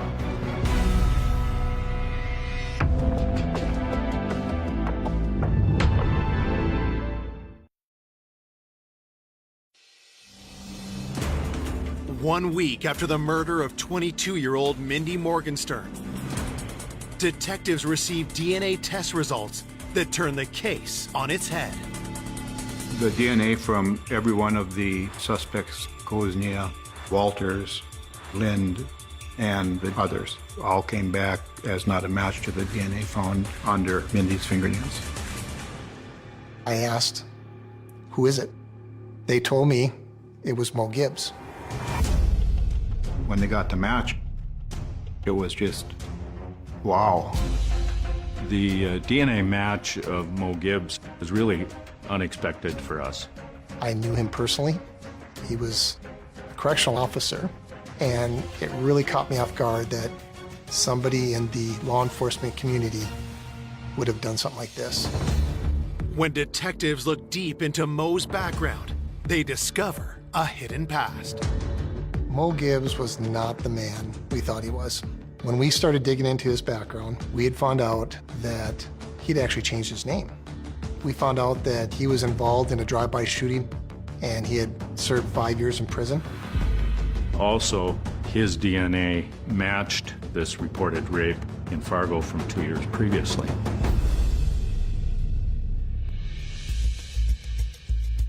Given Mo's violent criminal past, detectives come up with a strategy to lure him into the station. We had called Mo and asked him if he would be willing to come in just to eliminate him as a suspect. We're playing on his friendship with law enforcement. The idea was to get him in, lock him into a story, and then immediately give him the polygraph. Mo Gibbs lived in the apartment building that Mindy lived in, and he said that he had seen her around, but he really didn't know her at all. Mo said that he had worked at the jail the previous night, had gotten home about 7 in the morning, and then he started packing and loading boxes out of the apartment. Anything unusual that you noticed in the apartment building? Nope. I didn't notice anything out of the ordinary the whole day. I went back and forth. Scratches were observed on Mo's hands, and Mo stated that he got those scratches from moving boxes. The polygraph operator asked him if he'd ever been in Mindy's room or in her apartment. I went to her place one time, and that was probably either a week and a half or 2 weeks ago. He stated that she was trying to carry a laundry basket and some other things all at the same time, and he assisted her in carrying that laundry to her apartment. I'm thinking that he wanted to have an excuse for having evidence in that apartment. With Mo's story in place, the polygraph can begin. Regarding Mindy's death, do you intend to truthfully answer those questions? Yes. Did you injure Mindy and cause her death? No. At the conclusion of the polygraph examination, the examiner felt that there was some indication of deception. There's a little bit of indication there that something is bothering you about this, and I guess I just want to try and get it resolved. I mean, I don't know nothing about it. I mean, as far as anything else, I wasn't there, so it's not bothering me that I know. I mean, because I know I wasn't there. Okay. What do you know about DNA? Nothing. Nothing? How would you feel if I told you that your DNA matches DNA that we found on Mindy's body? I'd be like, that wasn't true, so I know I wasn't there, so. At that point, we didn't think that he was really going to ever admit to anything, at least that day. We're in a bind here. Your DNA is matching what we found on her, under her fingernails. I don't know how my DNA was under her fingernail. When we get DNA back though, and it says, this is the person that matches this person out of so many million, we can't argue with that, Mo. Plus, I'm going to let you in on something else here. The DNA that they match, that they brought up, it also matches the DNA that was found on a girl that was sexually assaulted 2 years ago in Fargo. Okay. He was arrested immediately after that interview and charged with murder. Could you stand up, please, and put your hand behind your back? We have an arrest warrant for the murder of Mindy Morgenstern. News of Mo's arrest opens a floodgate of shocking accusations. A number of female inmates in the jail where Mo Gibbs worked came forward and said he's been doing sexual stuff to us in the jail for weeks or months.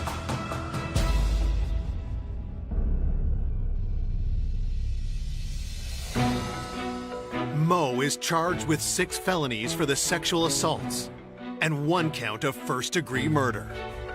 It was a very, very much a shock when they revealed who was arrested. I was very surprised and very shocked due to the fact I knew him personally, but it was a great feeling to get the person who had done this horrific crime. We went to trial in Minot, North Dakota, provided evidence to the jury there about the DNA under her fingernails, the scratches on his hand. Despite the evidence against him, Mo's lawyers mount a strong defense. Their argument was the DNA found in Mindy's fingernails was probably touch DNA that she got from doorknobs that Mo Gibbs had been touching. I went into the jury deliberations believing strongly that we'd proved our case beyond a reasonable doubt. On July 12, 2007, the jury returns to the courtroom with news that takes everyone by surprise. The jury deliberated for a fair period of time and came back as a hung jury and could not reach a decision.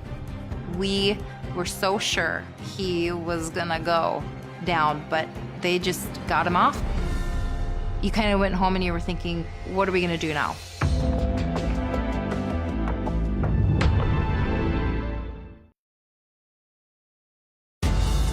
Corrections Officer Mo Gibbs has just been tried for the murder of 22-year-old Mindy Morgenstern. But when the verdict comes back, a hung jury, Mindy's loved ones are left fearing the worst. I was very shocked. I think everybody was. I don't think I would ever expect that outcome at all. When we heard it was a hung jury, I just thought, oh, it's all over with now. They're gonna let him go. Was it possible that Mo had not killed Mindy after all? Or was a murderer about to go free? When a hung jury like that happens, it's extremely disappointing and hard to understand for people because it's just a temporary setback. I was absolutely certain we had the right guy. In the Minot trial, the defense, the one thing they really hung their hat on was that trying to say it was just touch DNA. We felt it was obvious that To get DNA under your fingernails, it wasn't from touching any kind of doorknob. So we wanted to totally rule that out, and we're able to find another expert to help us do that.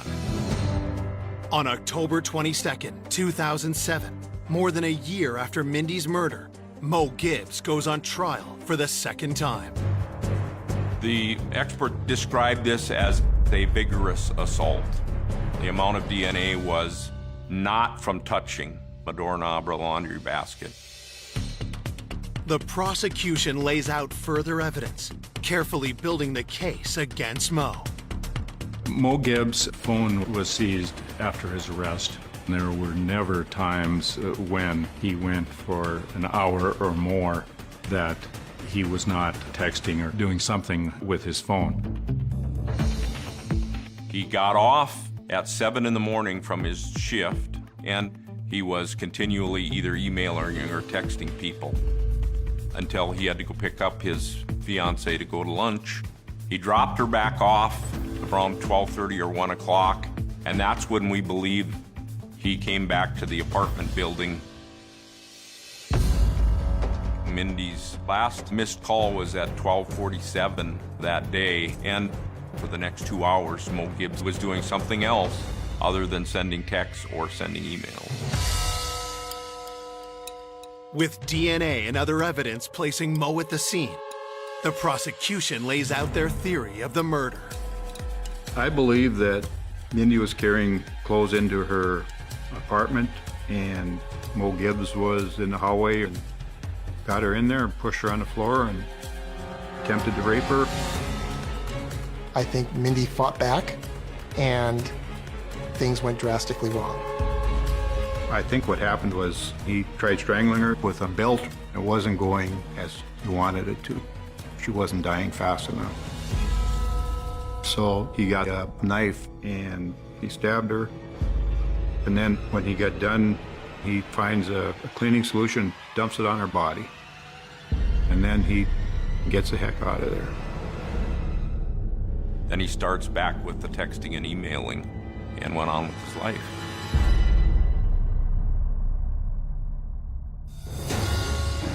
As Mo's second murder trial concludes, prosecutors have one final card to play.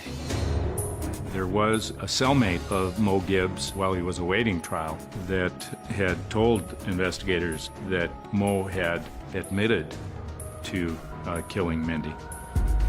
Gibbs had told him that he'd done it, he'd do it again if he had the opportunity.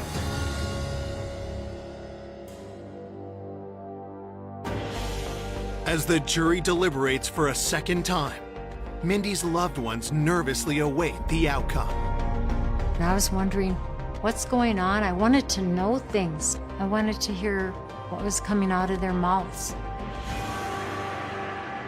On November 16, 2007, after deliberating for over 27 hours, the jury returns with the verdict. We, the jury, do find the defendant, Mo M. Gibbs, guilty of the crime of murder. For killing Mindy Morgenstern, Mo Gibbs is sentenced to life without parole.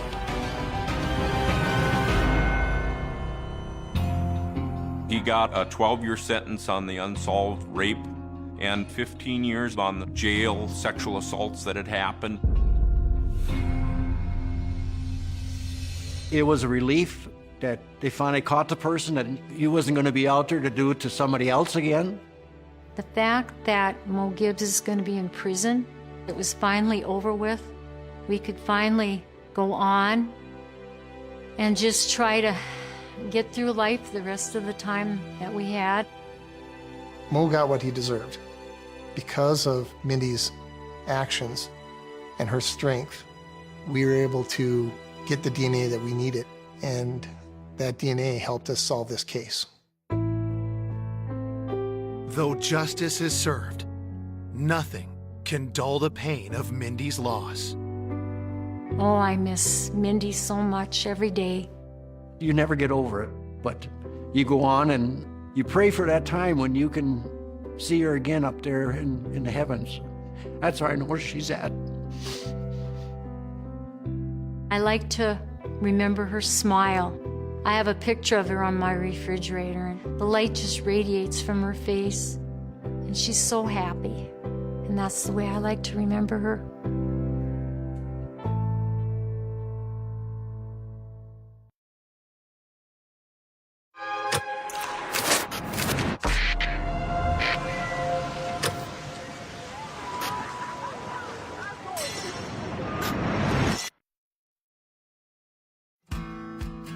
A charming and spirited young mother. Oh, she was so vivacious, like a little firecracker. She was sweet and loving, but she just didn't take any crap off anybody. Is found strangled in her bedroom. Whoever did this left her there with no chance to survive. Police face a challenging crime scene. There was no forensic evidence whatsoever. No fingerprints, no eyewitnesses. This case was a definite whodunit case. And a long list of suspects. He had been hanging around her desk, and he had made some comments that really creeped her out. She had had some troubled boyfriends in the past. He didn't want to accept the fact that they were done. Their relationship was over. You would think that whoever did it had a score to settle. Until one big break reveals a culprit. That one key piece of evidence was the aha moment in the case. And it shocks everyone. When they finally discovered who it was just surreal. There's no rhyme, there's no reason behind it. It was absolutely senseless.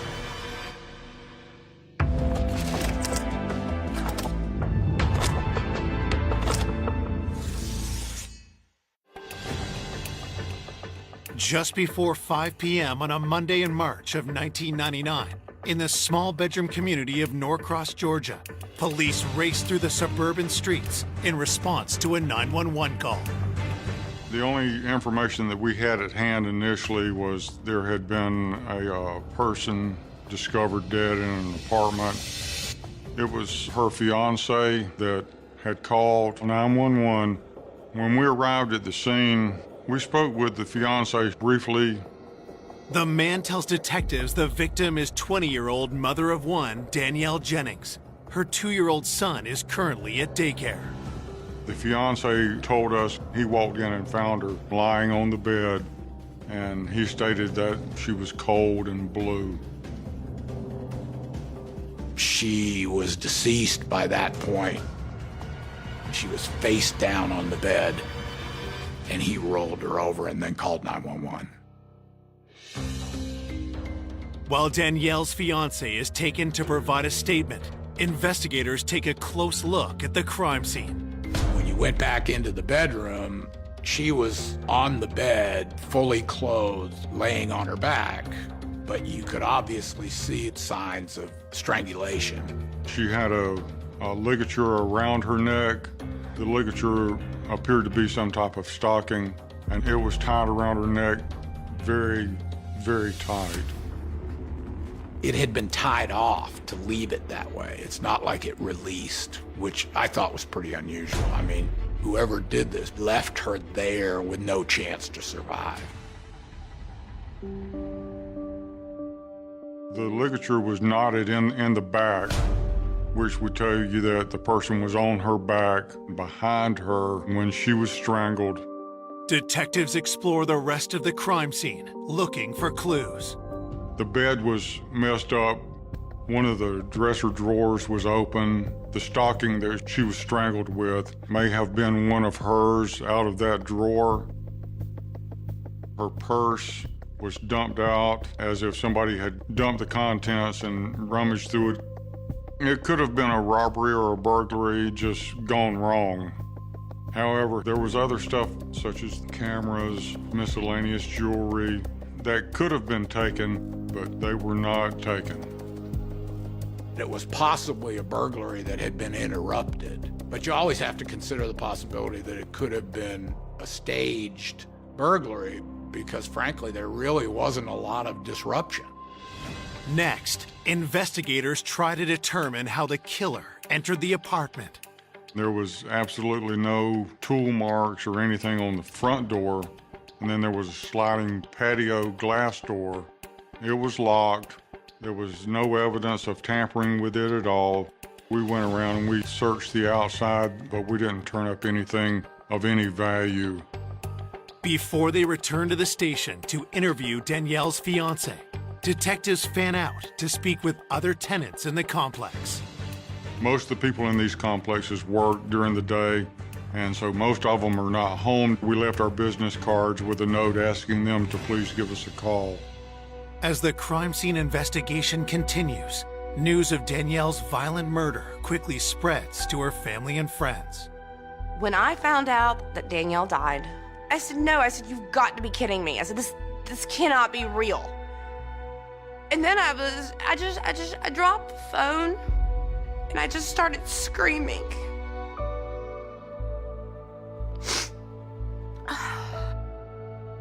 I was just absolutely in utter shock. How does one handle the information that your best friend, your sister, the person that you basically love more than anybody in this world is gone? Why would somebody do this to such a loving, caring, beautiful person? Born in Columbia, South Carolina in 1978, Danielle grew up with her mother and stepfather in Stockton, Georgia. Even in her youth, Danielle had a magnetic personality. She was beautiful, strong, tenacious, ferocious. She was very fun. Danielle was always ready to have a good time, to laugh. Oh, she was so vivacious, like a little firecracker. She was very tiny, but she had this big attitude. She was sweet and loving, but she just didn't take any crap off anybody. Danielle showed her resilience when she was left to deal with an unplanned pregnancy alone at the age of 16. There was never a doubt in her mind that she wanted to have that baby. She wasn't scared. I mean, she had brass balls of steel. She wasn't going to let her age stand in the way of being a good mother. Danielle gave birth to her son, Tristan, in 1996. She was so proud. I could see her little attitude in him. The new mother longed for her son to have a father and hoped she had found one when she started dating Luis Payano. We grew up with Luis, so we go way back with him. We met Luis in our early teen years. Danielle was always partial to Luis, and Luis and Danielle were dating, and I was so thrilled. And the way that Luis would look at Danielle, like she would walk into the room and he would just light up. Soon, the couple moved into an apartment together, and Danielle landed an office job at a landscaping company. She was so excited to have like what we titled a big girl job. She was very proud of herself. We were all very proud of her, you know? She was going places. In December of 1998, Luis asked Danielle to marry him. She was so excited, and I'm like, this is gonna be the best marriage ever. When Danielle first got her engagement ring, it was too big. And I said, girl, I said, you gotta get it sized. She's like, I don't wanna take it off. It was beautiful. Danielle had everything going for her. She had a great career opportunity ahead of her. She had a man she was so excited to marry. She had a beautiful son that just meant the world to her. Danielle was really on top of her game. She was probably the happiest I had ever seen her. Now, all Danielle's happiness and hope has been stolen by a cold-blooded killer. I could not even begin to fathom why somebody would do that to her. Back at the crime scene, investigators are searching for answers. The scene raised several questions. Of course, the most obvious was, how did whoever it was get into the apartment? Because there was no sign of forced entry. Was it someone she knew? We know, working off the percentages, that the person most likely to kill you is laying next to you in the bed. In this case, Danielle's fiance, Luis. Coming up, detectives unearth dark secrets. She had had some troubled boyfriends in the past. He was violent. He was abusive. You could tell when he talked about Danielle that it made him mad. He was just very, very creepy to me. And I know they had tumultuous fights. The person that did it could have been amongst us. And just as the case threatens to turn cold, we felt like we had hit a brick wall. I had a huge fear that whoever it was got away with it. A stunning revelation points to a killer no one suspected. The killer was much closer to home than anybody first thought. I don't think anybody saw it coming.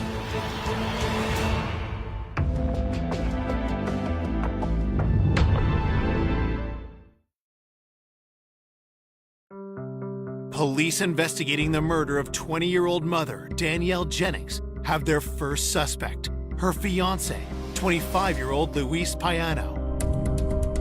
Even though he's her fiancé, everybody remains a suspect until such time that we solve the crime. Investigators question the distraught young man. He was very emotional, but romance can raise anger to a level sometimes that leads to homicide. Detectives begin their interview by asking Luis about Danielle's movements the day of her murder. He stated that he had been at work all day. The last time he had seen Danielle was when he left to go to work. According to Luis, they had both left the apartment at 6:45 a.m., but Danielle went back into the building to get something. He tells detectives that Danielle seemed distracted because of an upcoming work meeting. She was supposed to be having a meeting with management that day. She didn't feel easy about it. Luis says Danielle called him at work around 11:30 a.m. She wanted to see if Luis would have lunch with her, but he was tied up at work and he couldn't break free. They didn't have lunch, and later in the afternoon, he couldn't reach her. He called her at work, and then they told him that she had gone home at lunchtime, but she didn't come back from lunch after a couple of hours. Luis tells investigators he called Danielle's cell phone and their apartment. He stated that he was trying to get hold of Danielle and was not getting a response, and then he left work and went home to see if she was there. Luis said that when he got home, the front door was unlocked, and that really surprised him because they were pretty careful about keeping the front door locked. Detectives ask Luis about his relationship with Danielle. We wanted to find out if they had domestic issues. He said that it was a very good relationship and they were very much in love with each other. To verify his story, detectives call Luis's work and Danielle's loved ones. Her family and friends stated that they were just a young couple that was very much in love and looking forward to getting married and spending their life together. She had had some troubled boyfriends in the past, but Luis was on the up and up. I mean, he was setting up a financially stable life for him and Danielle and Tristan, and she loved him so much. Danielle's friends are adamant that Luis would never harm her, and his alibi seems solid. We were able to confirm that he had been at work all day through statements of his coworkers. As a result, he was eliminated as a suspect. Now you're on the hunt for other suspects. With Luis in the clear, detectives ask him if he knew of anyone who may want to harm Danielle. He brought up the name of Jeff, a co-worker of Danielle. She had filed a sexual harassment complaint against him at work. That piqued our interest a little bit. We immediately went to Danielle's place of work and we met with her supervisor and discussed what was going on. Danielle's supervisor tells detectives about the young mother's harassment complaint against her coworker. He was a middle-aged man. He worked at the same landscape company. He had a different job. He was in management. Danielle told her manager and supervisor he had been hanging around her desk and he had made some comments that really kind of creeped her out and acting inappropriately at work. There was a big age difference between Danielle and Jeff. He was 40, she was 20. He had asked her out for lunch and she told him that she had a fiance that she loved, and he had made a comment to her that if he was 20 years younger, things would be a lot different. Danielle had briefly touched base with me about the situation that she was having at work. Dude was kind of crushing on her, and she was trying to get that, under control. But I said, just don't let it get out of hand. She filed the complaint.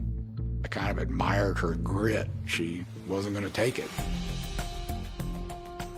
The company was very responsive to her complaint. They took it seriously. They moved quickly. Detectives note the timing when told of the company's response.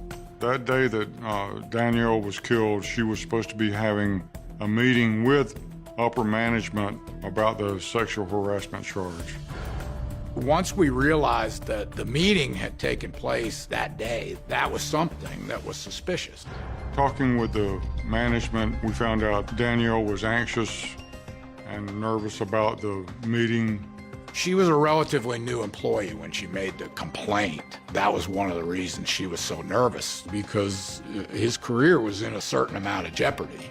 Coworkers state that after the meeting, Danielle went home for lunch, but never returned.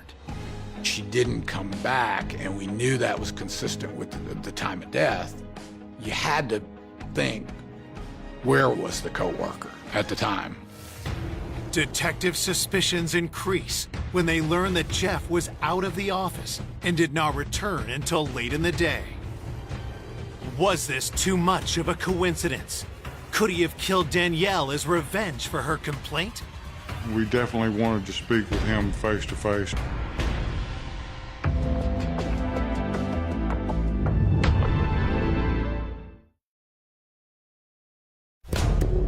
Detectives hunting the killer of Danielle Jennings suspect a harassment complaint against her coworker, Jeff, may have led to retaliation and murder. We were now focused on him as a possible suspect. We had to consider the possibility that he followed her home and ambushed her and killed her. Investigators bring the 40-year-old in for an interview and ask about his interaction with 20-year-old Danielle. He admitted to asking her out for lunch, but he said other than that, he had not done anything. He talked about the sexual harassment complaint and pretty typically said, I didn't think it was that big a deal. I didn't know she was that offended. According to police reports, Jeff denies any sexual intentions toward Danielle. He told police that whatever lapse in manners that he had had with Danielle, that he liked her. He seemed to be genuinely dismayed to find out what had happened. Detectives ask if Danielle's complaint gave him a reason to want to harm her. His first reaction was he was angry. He was adamant that he was not a suspect. And then he said it couldn't have been me because my truck was broken and I was on a job with somebody else, with a coworker, and I can prove it. Jeff provides investigators with the name of the coworker he claims to have been with. We immediately ran down his coworker at like 1 o'clock in the morning. This guy verified that he was with him all day till the close of business. They were together. With his alibi confirmed, police eliminate Jeff as a suspect. 24 hours after Danielle's murder, the enormity of her death is only just starting to hit home for Danielle's loved ones. Things like that didn't happen where we grew up. I could not believe somebody would do that to her. It was just the most nightmarish thing I could imagine. It made me question God. Why would you let something that horrible happen to her? I didn't want to accept it. I couldn't sleep. I just kept saying, she's dead, she's dead. Danielle should not be dead. The following day, investigators receive the autopsy report and scour it for anything that might point to Danielle's killer. The manner of death was asphyxiation or strangulation. The medical examiner stated that she probably lost consciousness within about 15 to 20 seconds after the ligature was placed around her neck. It seemed clear that she had been surprised by her attacker, had no time to move, had no time to strike back. It's almost like it came out of nowhere. We knew from the positioning of the knot, someone had come up behind her with the nylon stocking, pulled it tight until she lost consciousness, and then tied it off to kill her. She had not been sexually assaulted. There weren't any other injuries. There weren't any defensive injuries. This case was a definite whodunit case.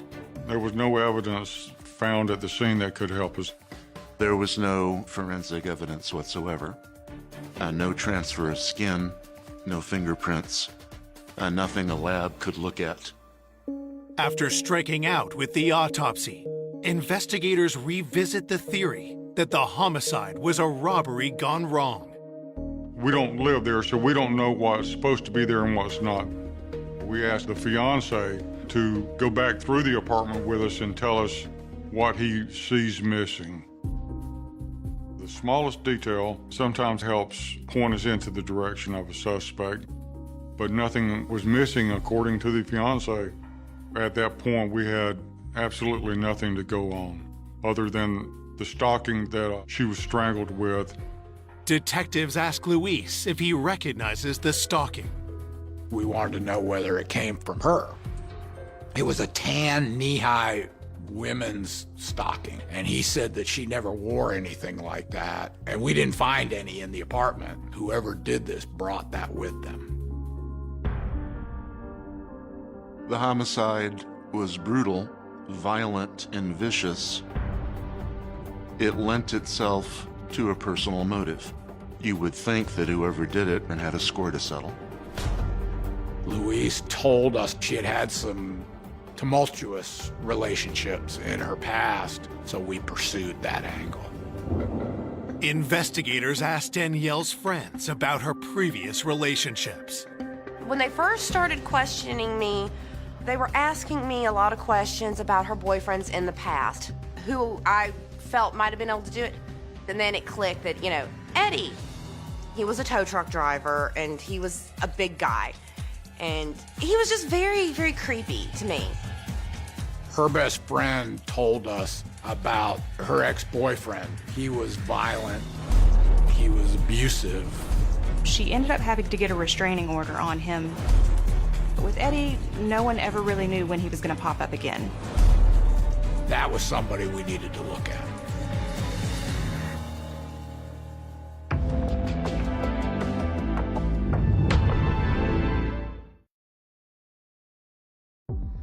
Two days after the murder of 20-year-old Danielle Jennings, friends have alerted investigators to Eddie McElwaney, an ex-boyfriend with a violent history. We learned a lot about her former boyfriend. We learned that she had begun to see him when she was a teenager, when she was younger. Friends reveal Danielle started dating Eddie shortly after she became pregnant from another relationship. But Eddie's behavior soon raised red flags. As they got more serious, he became more possessive and controlling, and he definitely wanted to start isolating her from her friends and family more. I didn't want to be around him. I did not like the way he made me feel. I didn't like the way he looked at Danielle. I mean, he would sometimes look at her with disgust. And I know they had tumultuous fights. We learned it had been an abusive relationship, physical and emotional. I mean, she would stand up to anybody, but as tough and as a badass as she was, I think she was a little bit afraid of him. Things only got worse with Eddie when Danielle gave birth to her child. Her family and friends stated that shortly after her son was born, Eddie was getting involved in drugs, and that was finally the straw that broke the camel's back, and she ended the relationship with that.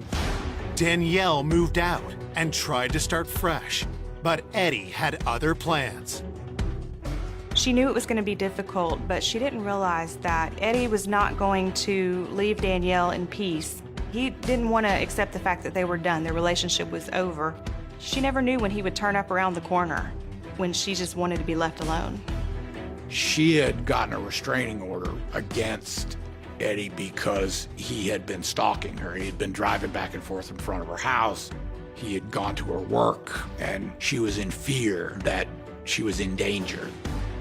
We found out that he had violated the restraining order several times. He would call her, leave voicemails for her.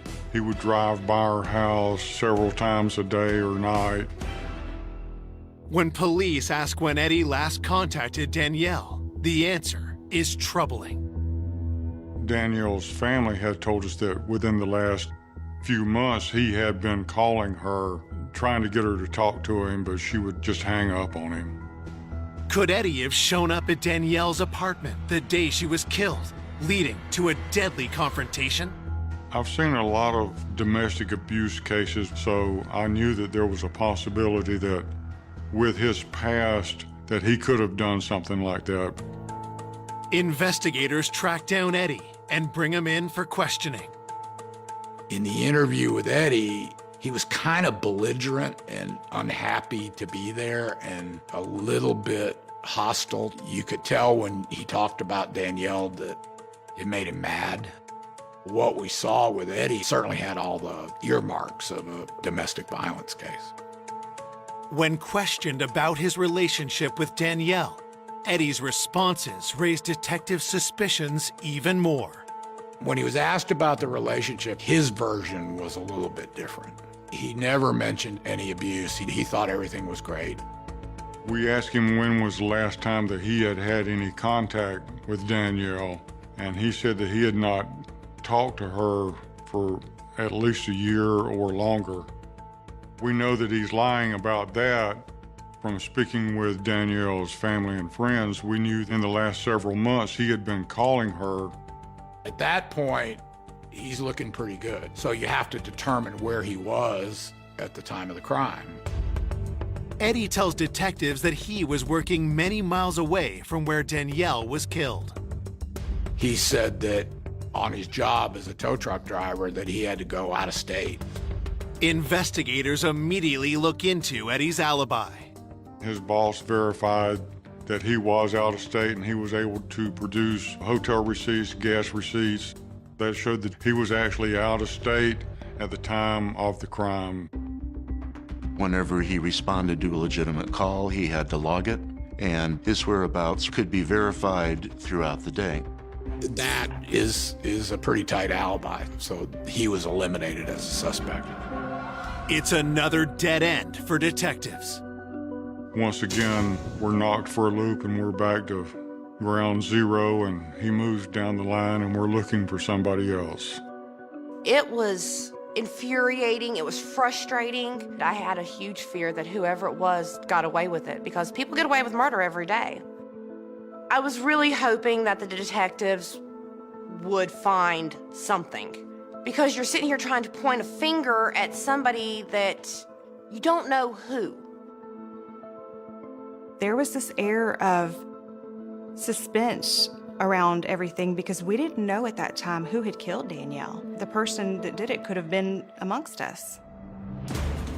We had basically eliminated everybody who was close to the victim. When you get to that point of an investigation, you don't have anywhere else to logically follow up. With no more leads, the investigation is at a standstill. We felt like we had hit a brick wall. And then we got a call that changed everything.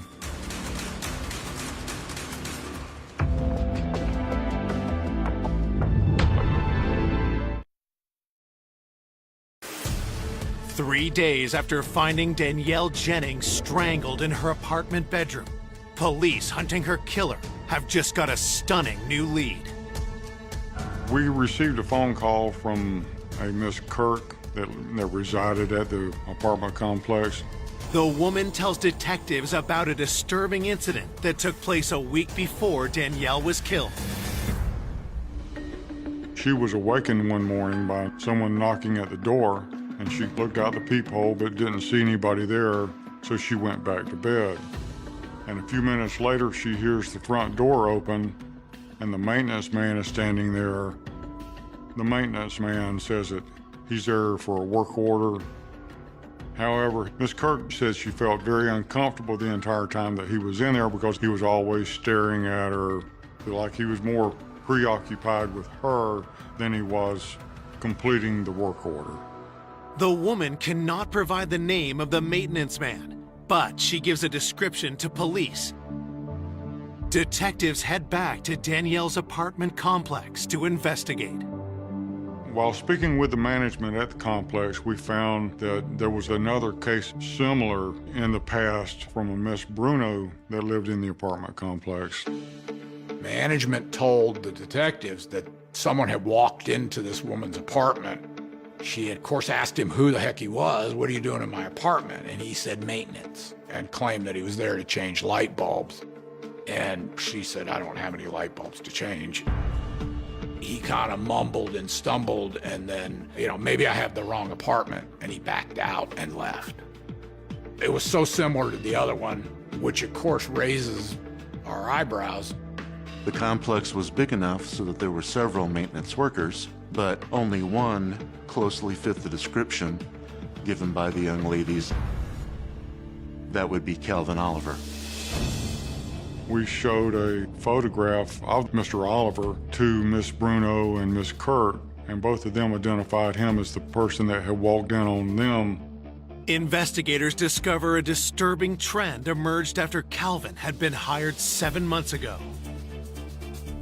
Come to find out, there had been several burglaries reported where items had been stolen out of apartments that had no forced entry. Could Calvin have been responsible for these thefts? We learned that he had an apartment in the complex. The fact that he lives there makes it so accessible that he could walk around, not be suspicious. We also learned that the custodians had access to the master keys of every apartment. He has complete access. Detectives search for any link between Danielle and Calvin. We found out that he had done a work order in her apartment a couple of weeks prior to the murder. That is somebody that you really want to look at. It went back to our original theory of if this was a burglary, then it had been interrupted.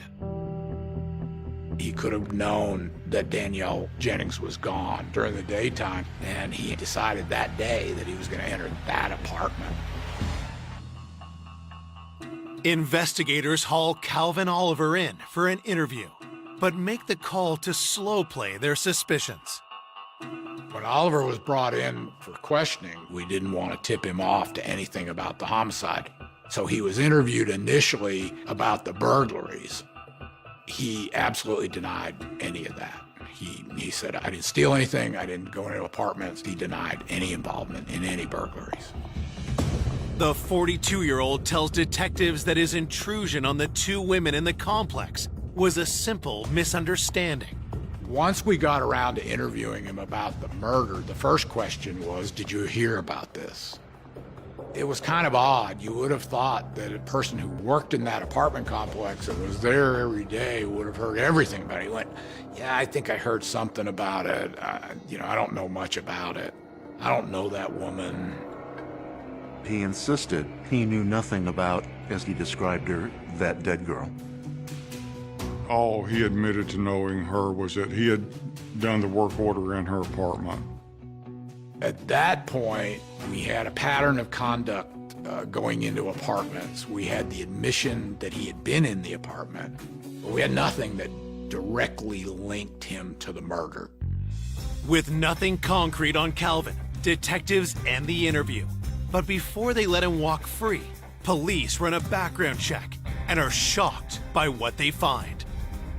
He had a criminal history of burglary and theft.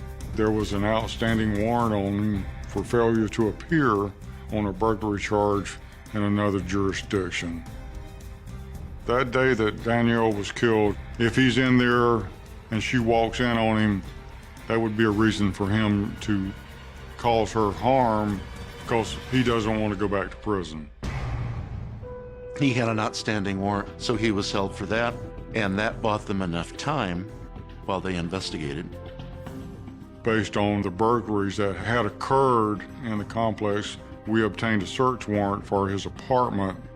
We're trying to see if we can find anything that would tie him to Danielle Jennings. We're looking for any type of the stockings or pantyhose or anything that would be similar to the one that we found tied around her neck. Detectives find no matching stocking, but they do discover incriminating evidence. We do find evidence of the other burglaries that had been committed in the complex. And then we also found out that he had possession of a master key for the apartment complex so that he could open any door on any building at any time, and he was not supposed to be in possession of that key. It's only enough evidence to allow investigators to charge Calvin with burglary. We concluded that search with those items, but nothing was found relevant to the murder. You really don't have anywhere else to go at that point. We don't have a stocking, we don't have anything that ties him to Danielle or her apartment at all.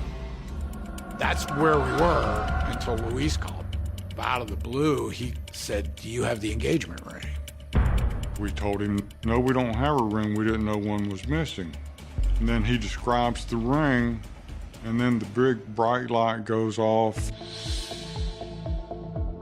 When we were doing the search on Oliver's apartment, we noticed a ring on a dresser in his bedroom, but the ring didn't match any of the items stolen, so we really didn't have a reason to seize it at that time.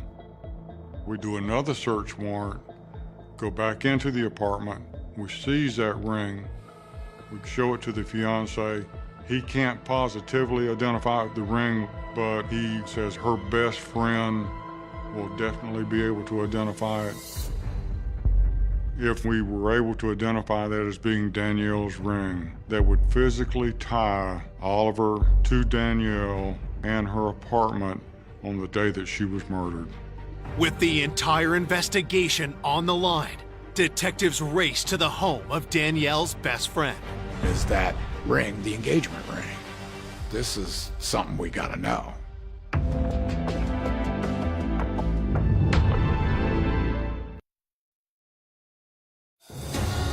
Investigators believe the key to solving the murder of Danielle Jennings is her missing engagement ring. If we had that ring, then we had the killer. Detectives have seized a ring from suspect Calvin Oliver's apartment. But is it Danielle's engagement ring? They hope her best friend can answer that question. The detective and Lewis were there, and I said, well, what's going on? And the detective looked at me and he said, Leslie, he said, do you know what Danielle's engagement ring looked like? And I said, yes, sir, I do. The detective said, is there any defining characteristics to this ring? He goes, and I need you to be specific.